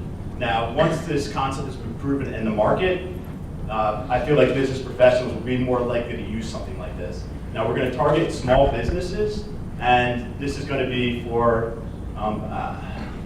it's going to be $9.99 a month, targeting the small business professionals to help you leverage your networks in the local and national area. And this is going to be something like, I need a public speaker for this talk, or I need one thing or another, and you just meet up on this network, and you can get regional and local analysis of people that you might not necessarily know, so you can help grow your network within this system. Okay, so our main competition, well, the first couple are indirect competitors. The first one being Meetup, and I'm sure most of you are familiar with it. There's a group meeting, you have something of some similar interest, and the problem that I see with this is it's not as engaging. A lot of people, they may go to events like this, and it's very easy to kind of fall back and still not really get involved and do the things that you want to do. So it doesn't have that personal one-on-one interaction, and that can come from that, but especially from like some of the more shy, introverted people that want to learn a one-on-one skill and they feel more comfortable in that environment rather than a group setting. That's what we're hoping to bring. And there's Khan Academy, so there's tons and tons of different online education platforms right now. And there's tons of people that end up doing these online courses, but the only problem with this is there's no real accountability. So people say, I want to learn how to do this.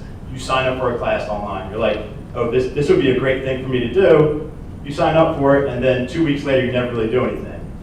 And from what I've researched, the main people that are finishing these classes are business professionals, people that have already had advanced skills, not so much like the younger college-age target or college-age students that we're targeting. And Swap the Skill is the closest to a direct competitor that we have, but it's not really efficient in their matching system. It's never really caught on. And there's a couple other people that have done similar things to that, but it's just not easy to use. That's the main problem with this. And most people aren't even aware of this. It's also a dead website at this point because they just have like bad search tools in there. So the management team will be consisting of Sean and myself. He is a owner of an online business, and he's a two-time elevator pitch finalist. I myself have given over 35 speeches for the CEO Club on campus. And I'm a member of Beta Gamma Sigma, which is for the top 10% of business students at Rome. And for the app developer, we're going to have Christopher Bailey. He has over 10 years of programming experience, and he's going to work with a couple other programmers that have built apps in the past. So, and for our financial accounting manager, we have Julia Smolin, and she really has a love for financial accounting. She had an undergrad in accounting, and then she just finished up her master's recently in management. In terms of our operations, we're going to have app and web development constantly because we know how important it is to give constant feedback and pay attention to our customer base. They're what makes us right now, so we need to stay engaged and respond and get every single email that we can. Thanks, Sean. Having promotional events at colleges is something that we're going to be focusing on, like I was talking about before, and we're going to work out of the Rowan University Tech Park once we test out our beta version. Okay, some of our milestones consist of 6 months in, after we test the beta version, which we're planning to do at Rowan University, and then we're going to work out all the kinks, give free stuff away, get some feedback, fix it until we get the version that we want. We're going to release we're going to spend $10,000 on advertising, and we're planning to be in 15 colleges over 2 years. And then, like I was talking about earlier, we're going to release our executive version after year 2. Okay, for our break-even analysis, after about 2 years is when we see that we're going to our revenues are going to start increasing over top of our expenses. And the third year is when we really feel, the second and third year is where we really feel like we're going to hit stride, because word of mouth and just colleges in the area kind of knowing who we are.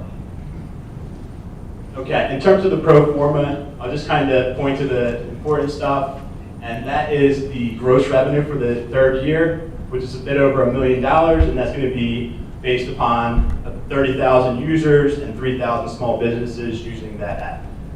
And from there, we'll have about $500,000 in sales.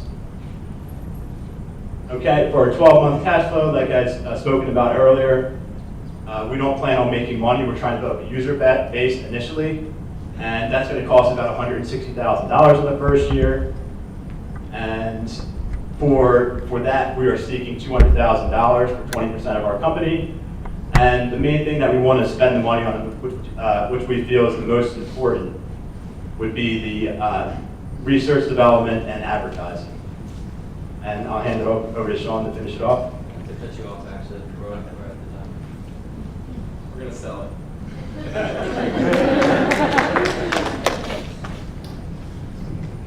I'll start it. Very nice.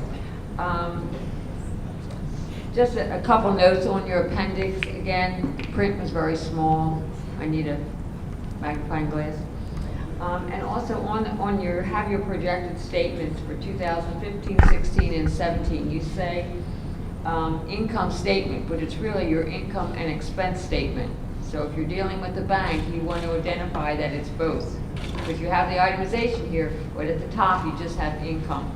So you should just put income and expense. Just so you know, some of our finances have been changed from the business plan and altered to be in this PowerPoint. If you want us to go back to that. I don't think they're going to allow the time. Yeah, I'm getting some eyes here. What is the cost of your competitors versus your cost? Well, our free online competitors, like our indirect competitors, are normally free. Meetup.com is free. Khan Academy is free. There are plenty of free online reading sources, but for direct competitors, where people actually come and teach you and you swap with them, we don't have any direct competitors that are apps. For the ones that are websites, they are free, but they don't function. So if you went on there right now, you would not be able to find anyone to trade almost anything with you. Well, you mentioned some competitors on the slides. Yes. What would their cost be versus yours? Well, they would be free, but they're free. Okay. they wouldn't be able to work. Like, these are competitors that have a similar idea, but they're not up and running and spreading around and growing in any way. So like the idea is competitive, the business is not competitive with ours. Do you currently have any sales? No, we do not. But we didn't just decide, hey, this is kind of a good deal, we'll work on it for like 8 months. The first time we had this idea, I went to all of my friends and said, is this actually something we would want? So I did it by hand, basically. I asked what they wanted and asked how we could match it up with other people. And we did it by hand, and it worked out very well. You know what my next question is going to be, right? Why is the valuation? Yeah, 800,000. Well, we believe that the sweat equity that we put in, we're working on a prototype. Our matching algorithm will be proprietary, it'll be unique, as it'll take into account your local area, the feedback from each person, what kind of skills they have, and then matching them one-to-one in an efficient manner. Well, why is it worth 800,000 now, 3 months? Well, the time we put in, basically, and the proof of concept that we have, in that people want to use this idea, and we can get people to use this idea. It's a functional idea. How much time have you put Into the business? Yes. We haven't kept track, of probably hundreds of hours over the past 8 months to a year. I'm curious as to how you arrived at your pricing model for small business at $9.95, which it seems awfully low.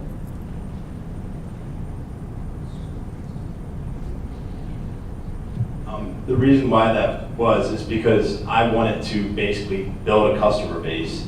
To me, like, I can always raise the prices later on. It's just mainly to get people in. It's actually quite difficult to raise prices, easier to lower them. Sure is. And the startup money that you need is predominantly to build the app? No. The startup money that we need is predominantly for the advertising. I mean, some of it's the research, the constant research and development that you're going to be doing for it, but a good chunk of it's marketing, legal fees, accounting. And how much of your cost is to get up and running on technology? To get up and running on technology, in terms of a website and an app, I'd probably say about 15 to 20,000. But then we won't have office space, and I mean, we can bootstrap. For the people that you've put together so far, your initial startup, how satisfied have they been with, how satisfied has each party been with the services they've received from the other party? Well, as with anything, there's going to be good and bad. Like if you look at an eBay, sometimes there's good history, sometimes there's bad history. Keeping track of the history is the more important part, and that's predominantly positive. We've had a lot more successful matches of, hey, everybody learned something, as opposed to any kind of like negative reactions. I think the biggest problem would be, I want to learn more and finding more people of a higher skill level, as opposed to any kind of like disagreement between the two parties. It sounds like everything you're looking to do here is focused on a one-on-one trade. Has there been any thought about making this bankable in some way? These skill sets bankable? We've looked into that. That was actually like the first couple ideas we ran through were similar to that, but then it becomes more like a corporate barter sort of system where you can give 10 people lessons, then you get 10 lessons from someone else. We found that making it not an intermediary currency of any kind was much more effective in simplifying the process so people can understand it, as well as just simplifying the trades between people and preventing any kind of payments getting into it. Because if you can just do 10 lessons, someone else might want to come in and just buy those lesson points or whatever they were called, whatever that intermediary currency. In all the models that we looked at, there was always a payment model for that intermediary currency, which we feel would box out our target markets and the people we're trying to help, which are college students and young professionals. Well, I guess just one thought as I look at it.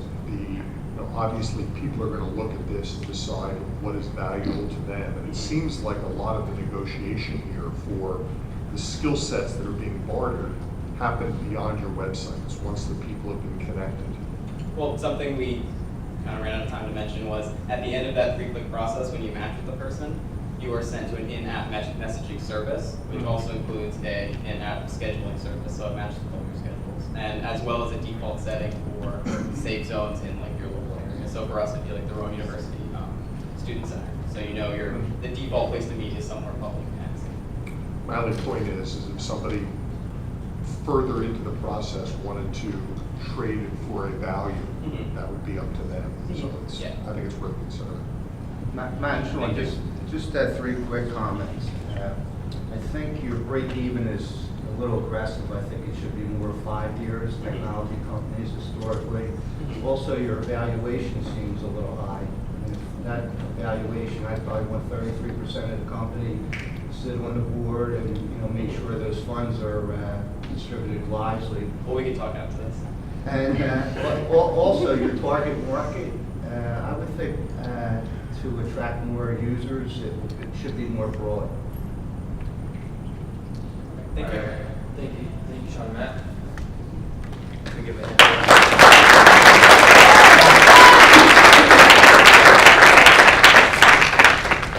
I want to learn how to code, so maybe Skillzilla could hook me up with someone to do that. Absolutely. I want to introduce James Jordan. He's our MBA director, and he's going to talk a little bit about what we do in the MBA program.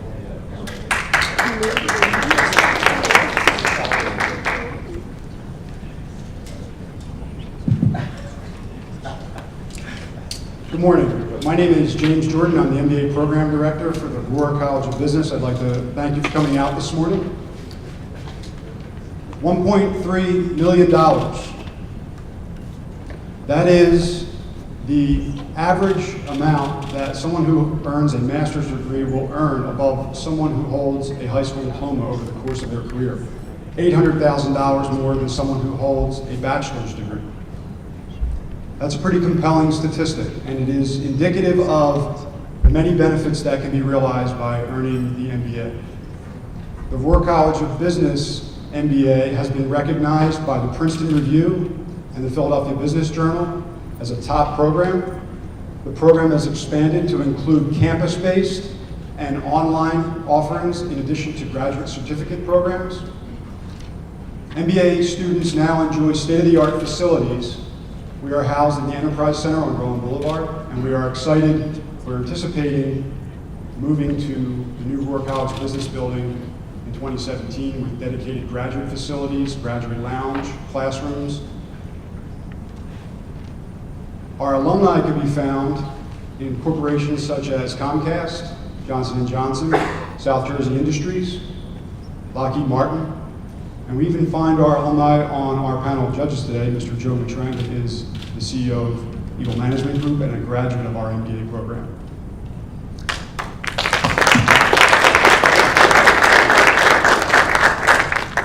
For more information, I encourage you to visit rowan.edu/MBA. Thank you very much.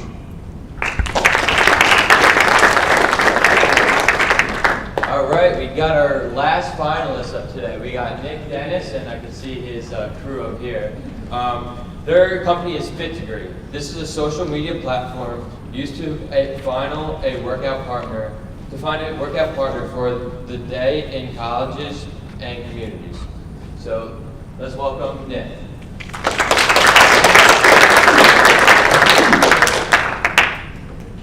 Good morning, ladies and gentlemen. My name is Nick Dennis, and I am here to present Fit Degree. Everybody wants to look great for beach season. In fact, of the 45% of us that made a New Year's resolution this past year, weight loss topped the list. But did you know that half of us that begin a new exercise program are bound to quit within the first 3 to 6 months? And reasons for this include a lack of social support and poor instruction. So the way we try to fix this is Americans try to spend north of $60 billion a year, which would cost you anything from a personal trainer that could be $65 per hour or $300 per month for a weight loss program. That's why not all of us have these thousands of dollars to throw away every year. So that's why we created Fit Degree, a cost-effective way to help you lose weight and save money. Fit Degree is the social network for the fitness community. We want to make working out fun and easy for you by providing a workout partner. We will offer the necessary information, tools, and support system that's going to provide you the motivation and give you your best chance of success in living a fit lifestyle. Working out with friends can be of great benefit. There was a study by American Psychologists Association that they found if you work out with friends, you're 20% more likely to complete that exercise program. But if you work out, you're also 40% more likely to maintain that weight loss for the following 6 months. So that's a year that just went by in the blink of an eye. Kansas State University found that not only working out with friends will help you get into the gym, but if you work out with someone that you view as athletically superior, you're bound to perform better. This study found that when you go against someone you view, you go against head-to-head competition, you go 90% longer. They did on a trial bike run. You went 90% longer than your original run. And you went, when you were on the same team as that same person, and you were told that your team's total time would account when the first person stopped pedaling, they went 200% longer than the first time. So the takeaway from this is that if we have friends to work out with, and in fact, if we have someone better than us, we're going to do a better job. There's a big opportunity here. The fitness industry is growing at an annual rate of 2.5% over the last 5 years. And the mobile app industry, you can see from Flurry Analytics, the mobile fitness app industry is growing faster than the overall app industry itself. And many entrepreneurs have jumped on this and had a lot of success. Like I said before, we want to reap the benefits. We want to make the gym a fun and social environment. We want to give you a workout partner every day, and we want to create a community of support so that you want to go to the gym every day, you want to see your friends, and you want to be committed. Our target market will be college students, both male and female of the ages 18 to 25 years old. College students account for a total population of 21 million and counting. There was a study that found between the years 1980 and 2012 that the overall college enrollment rates increased from 26 to 41%. Why do we pick college students? Because they frequently think about their body image. There was a study by Brown University that found 46% of men frequently think about their body image, and that 74% of women frequently think about their body image. And this is college students. They care about their body, they want to get to the gym, but they don't always have the motivation. What they do have is they have over 40 hours of leisure week for social and leisure activities a week. So they have the time to do this, they just need to find the motivation, and we can provide that. Also, they're twice as likely to use social media for health-related content over their parents. So they're not going to a professional to seek help, which might be the wise thing. They want to come to us, they want to go to their peers, and we can help them. Our launch, this upcoming fall, we'll be launching the app at Rowan University. In year 2, we'll be expanding to 4 additional schools, which is these schools, you can see from the table that the boldest states are the schools that will be able to make a day trip to go pitch our product, which could be as early as February. By year 3, we'd like to be in a total of 20 schools. And we feel this is obtainable because there's a total of 56 schools in the Mid-Atlantic region alone of 10,000 students or more. These are some screenshots of our prototype that we've already developed. You would log in with your .edu email address because we would lock it down to strictly college students. Then you would make a profile which would include a picture and a brief description of yourself. You would then be able to message other users to plan your next workout session. And we would provide a calendar so that you don't mess up your scheduling with classes or your next thing. And you can see how frequently you're working out each week. We'd also so the main feature of our app is to make a post, and it's to find that workout partner. So how would you do that? You make a post by choosing an activity. This would include lifting weights, cardio, group fitness classes, sports, you name it. Then you choose a sub-activity. So if I'm lifting weights, I might be doing legs, but if I'm doing a group class, I might choose yoga.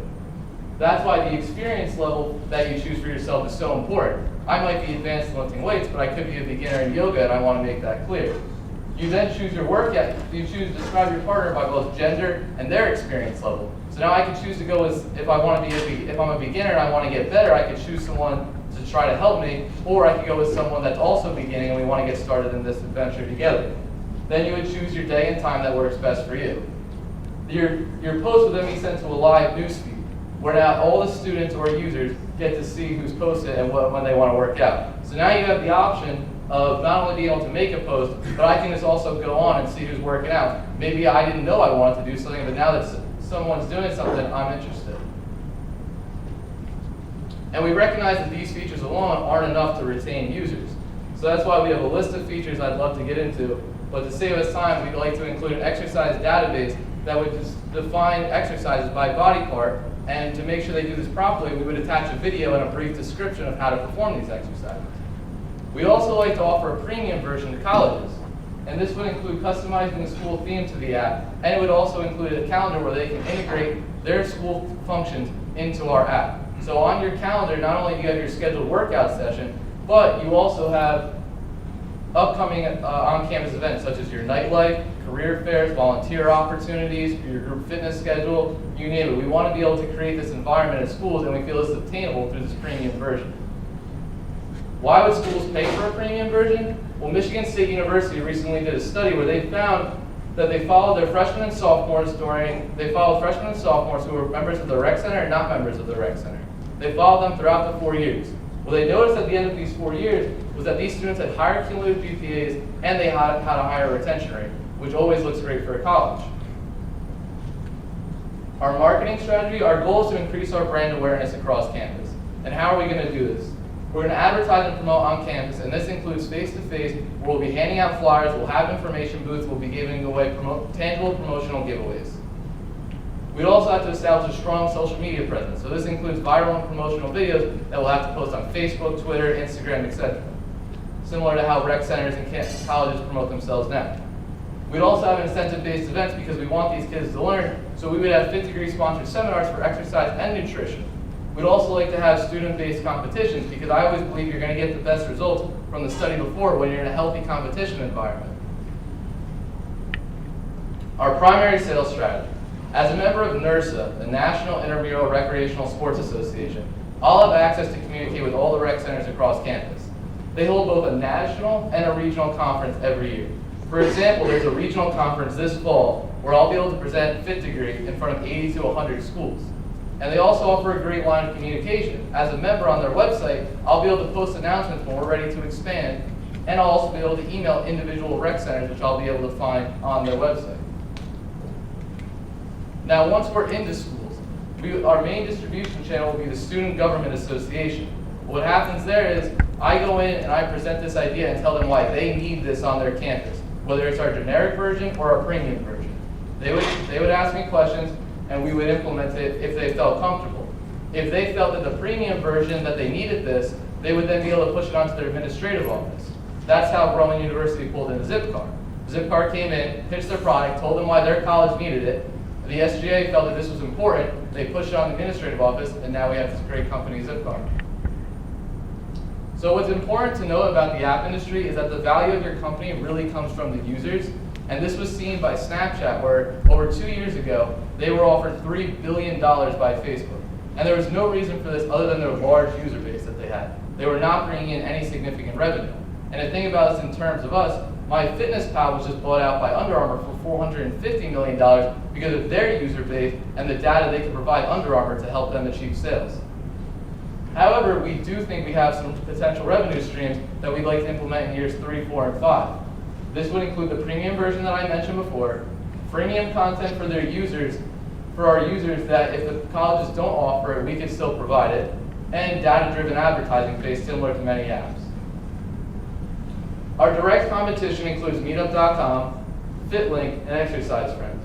As you can see, we all promote face-to-face interactions, and while those are locked down by area, so I can find someone that's 30 miles away, ours is locked down by specific gym, and in fact even colleges for when we start. Meetup.com and Exercise Friends produces a social environment, but they're not really an informative tool. While FitLink.com is that informative tool, but they're not very friendly. And none of these competitors have a mobile app. We feel that Fit Degree is unique in that we bridge the gap between a social environment and an informative tool. Our indirect competition includes any social medium that connects users. And this includes social platforms like Facebook and informative educational platforms like Bodybuilding.com and MyFitnessPal, like I mentioned before. And Facebook, as you can see from this table, we feel that we outdo these competitors as well. Who's running the show? I'm Nick Dennis, and I'm the CEO of this company. I have a major in mathematics and a passion for fitness. In charge of financials is Kevin Langieri, who will be graduating from Fordham this May as an analyst at a hedge fund in Manhattan. Ryan Schreck will be graduating this May with a dual major in marketing MIS, and he'll be attending Rowan to get his MBA.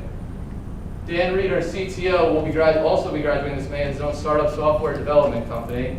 And Christian Reed, who will be our VP of Engineering, is currently a grad student here at Rowan for computer science. Some milestones that we'd like to hit. In year 1, as I said, we'll be in Rowan University, where we think we could obtain 5,000 users. In year 3 is when we make our biggest expansion, and we go to the Mid-Atlantic region, like I stated before, and we'd like to hit 100,000 users. In year 5, we'd like to be across the country, and we feel we could hit 1 million users. So this is a breakdown of our 5-year financial forecast. As stated before, the most important thing with these companies is to create a large user base fast and retain those users. So in years 1 and 2, we'll not be focusing on making revenue. However, in year 3 is when we feel we can offer our premium version to colleges. And then in years 4 and 5 is when we start implementing advertisements, where a study by Stanford Venture Labs found that on average, you make $12,000 per year for 100,000 users. So that's not going to be our main source. Our main source is actually going to be the premium version. And in year 5, we start making a net profit, which is unique against our competition. Our capital needs will need $50,000 to get us through the first year. And this includes marketing costs, development expenses, and legal fees. As you can see from the table, none of us took a salary in year 1. And as I stated, the main things are marketing our product as much as we can on campus, the development of it, which is cut very much because of our 2 programmers on the staff, and our legal expenses, which will include forming the company. Our exit strategy for investors. Most of these social mediums, they go through continuous rounds of funding to stay alive. And then in years 4 or 5, they evaluate their sink or swim options, which can include bought out by another firm, which would be fantastic, like I mentioned before in my example of MyFitnessPal and Under Armour. And also, we think we can expand to additional markets because working out just doesn't happen in college. A fit lifestyle just doesn't happen in college. We feel this has many applications, whether this is commercial gyms, incentive firms that offer workouts on campus, golf courses, ski resorts, you name it. Everyone's looking for a partner. No one wants to do things alone. So at the end of the day, it's not all statistics that make me believe in Fit Degree. It's the real life application. I've been living this fit lifestyle for 5 years, and it's always been the community that has kept me around. We feel, as an employee of the rec center, this is something that colleges want. They want to create a strong environment on campus, a strong campus community. So I just really believe in Fit Degree, and what are you guys waiting for? Get your Fit Degree today.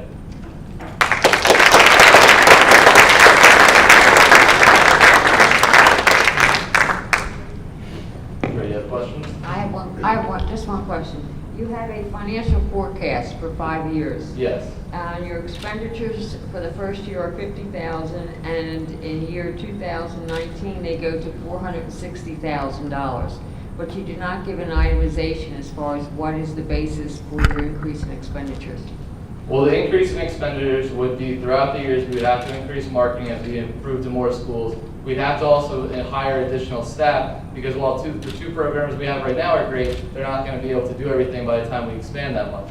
Also, that includes office rent and various other things. Okay. You need $600,000 according to that financial chart, but you're only asking for 50. Well, the $50,000 is just to get us through the first year. I'm sorry, I should have mentioned that in the slides.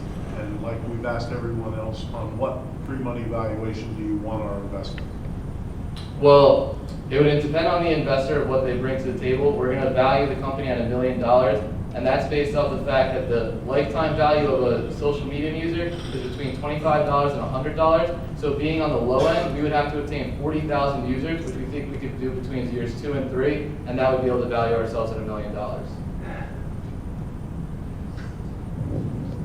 What about Facebook and large social networks starting to segment various social groups? I mean, they're in the process of doing that now. What would prevent them from eating your lunch? Can you repeat that last part? I'm sorry. What would prevent Facebook and other large, and Twitter, for example, that are starting to segment their markets and create groups within their markets? What would prevent them from eating your lunch? Well, we're an app specifically designed for the fitness community, which we feel is large enough. In fact, 50% of Americans work out for 30 minutes at least 3 times a week. So by offering the necessary tools and information, providing that support system, being specifically catered towards the fitness community, we have a lot of confidence in that we'll be able to obtain users. Bodybuilding.com and MyFitnessPal have done a great job of that, so we don't see why we could be any different if we're connected. Well, just remember, Facebook started on campuses.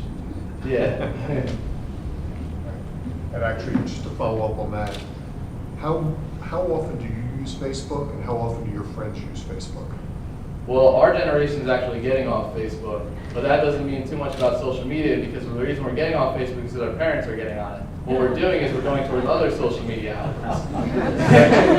So we're hoping we can get some of those people jumping off Facebook onto our shit.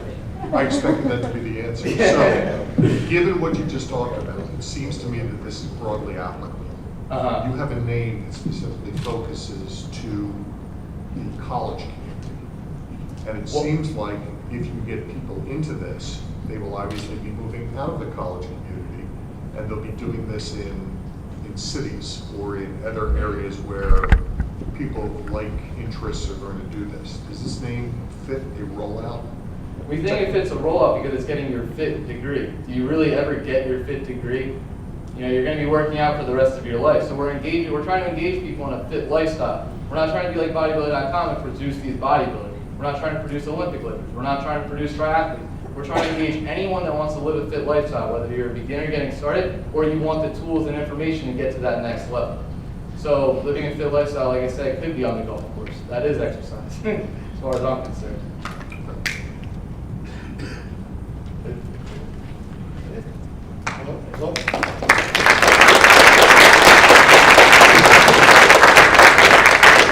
All right, thank you, folks. Let's give all of our students a round of applause. They've done a great job.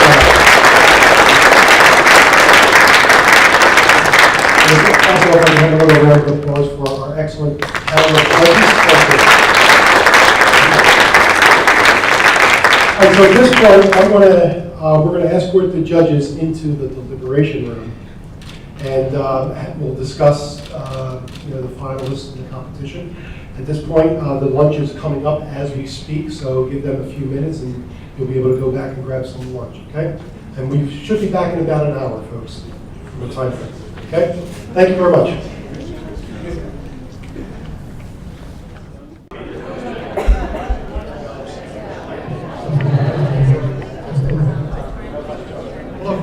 have everyone's attention, please? So we're going to get started in about a minute, so if you could kindly take your seat.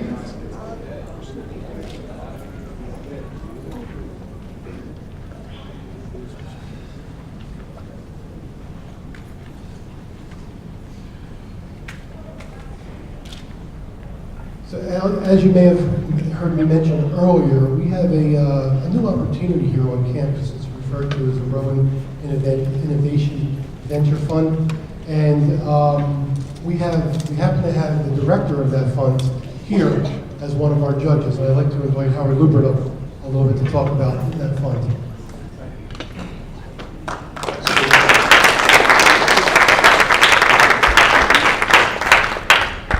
The best kept secret on campus.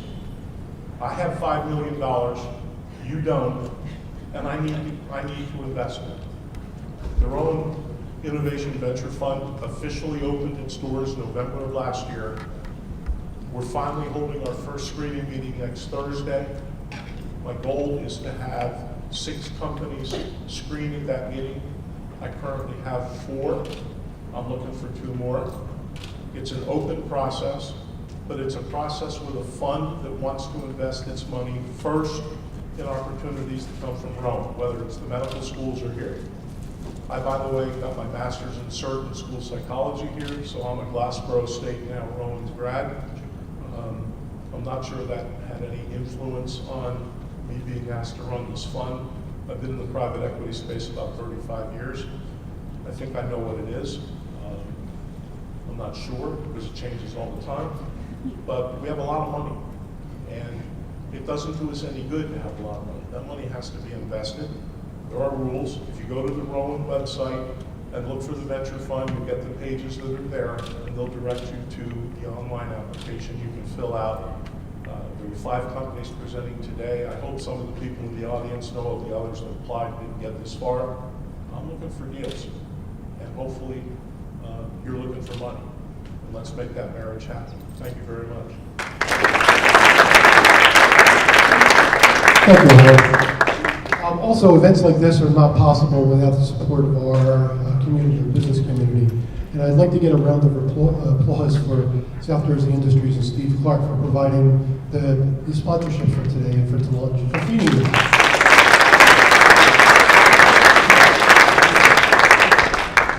South Jersey Industries has been a huge supporter of the College of Business, and we very much appreciate the support. Thank you. At this point, I would like to thank the judges for their help in this beautiful day. I made the mistake of going outside for a few seconds and almost did not come back. So, as such, I'd like to just give you guys a little small token of our appreciation. We're good for the cha-cha. If you spell cha-cha, you'll be really impressed.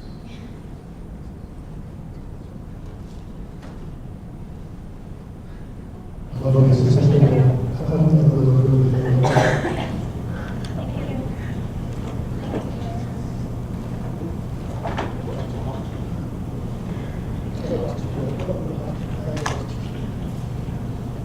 Okay, I'm going to wait. I'd like to invite Linda Ross to come up and help with the presentation of the funds. Thank you. We're going to start with our honorable mentions, and I'm going to ask them to come up in alphabetical order. No rank implied. First, Aramis Capital Management, please.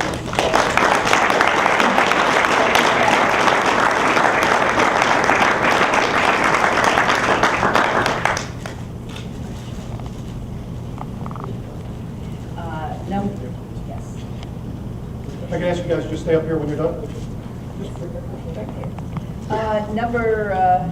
Our second one of the honorable mentions, Housemate. Please come on up.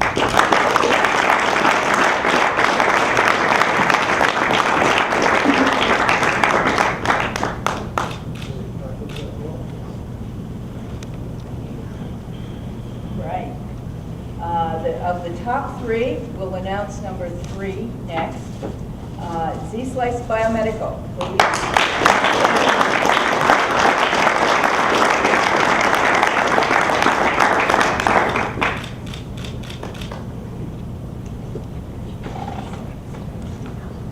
All right. up and announce the first one first, and before the second one last year or the year before, so I'll do the same. Number 1 is Fit Degree.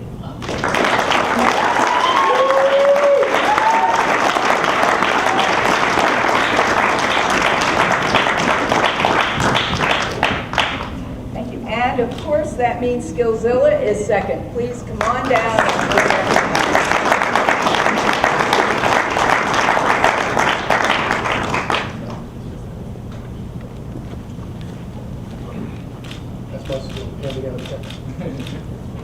Congratulations to everyone. We're very proud of all the things you've accomplished. This is just the beginning of your entrepreneurial journey.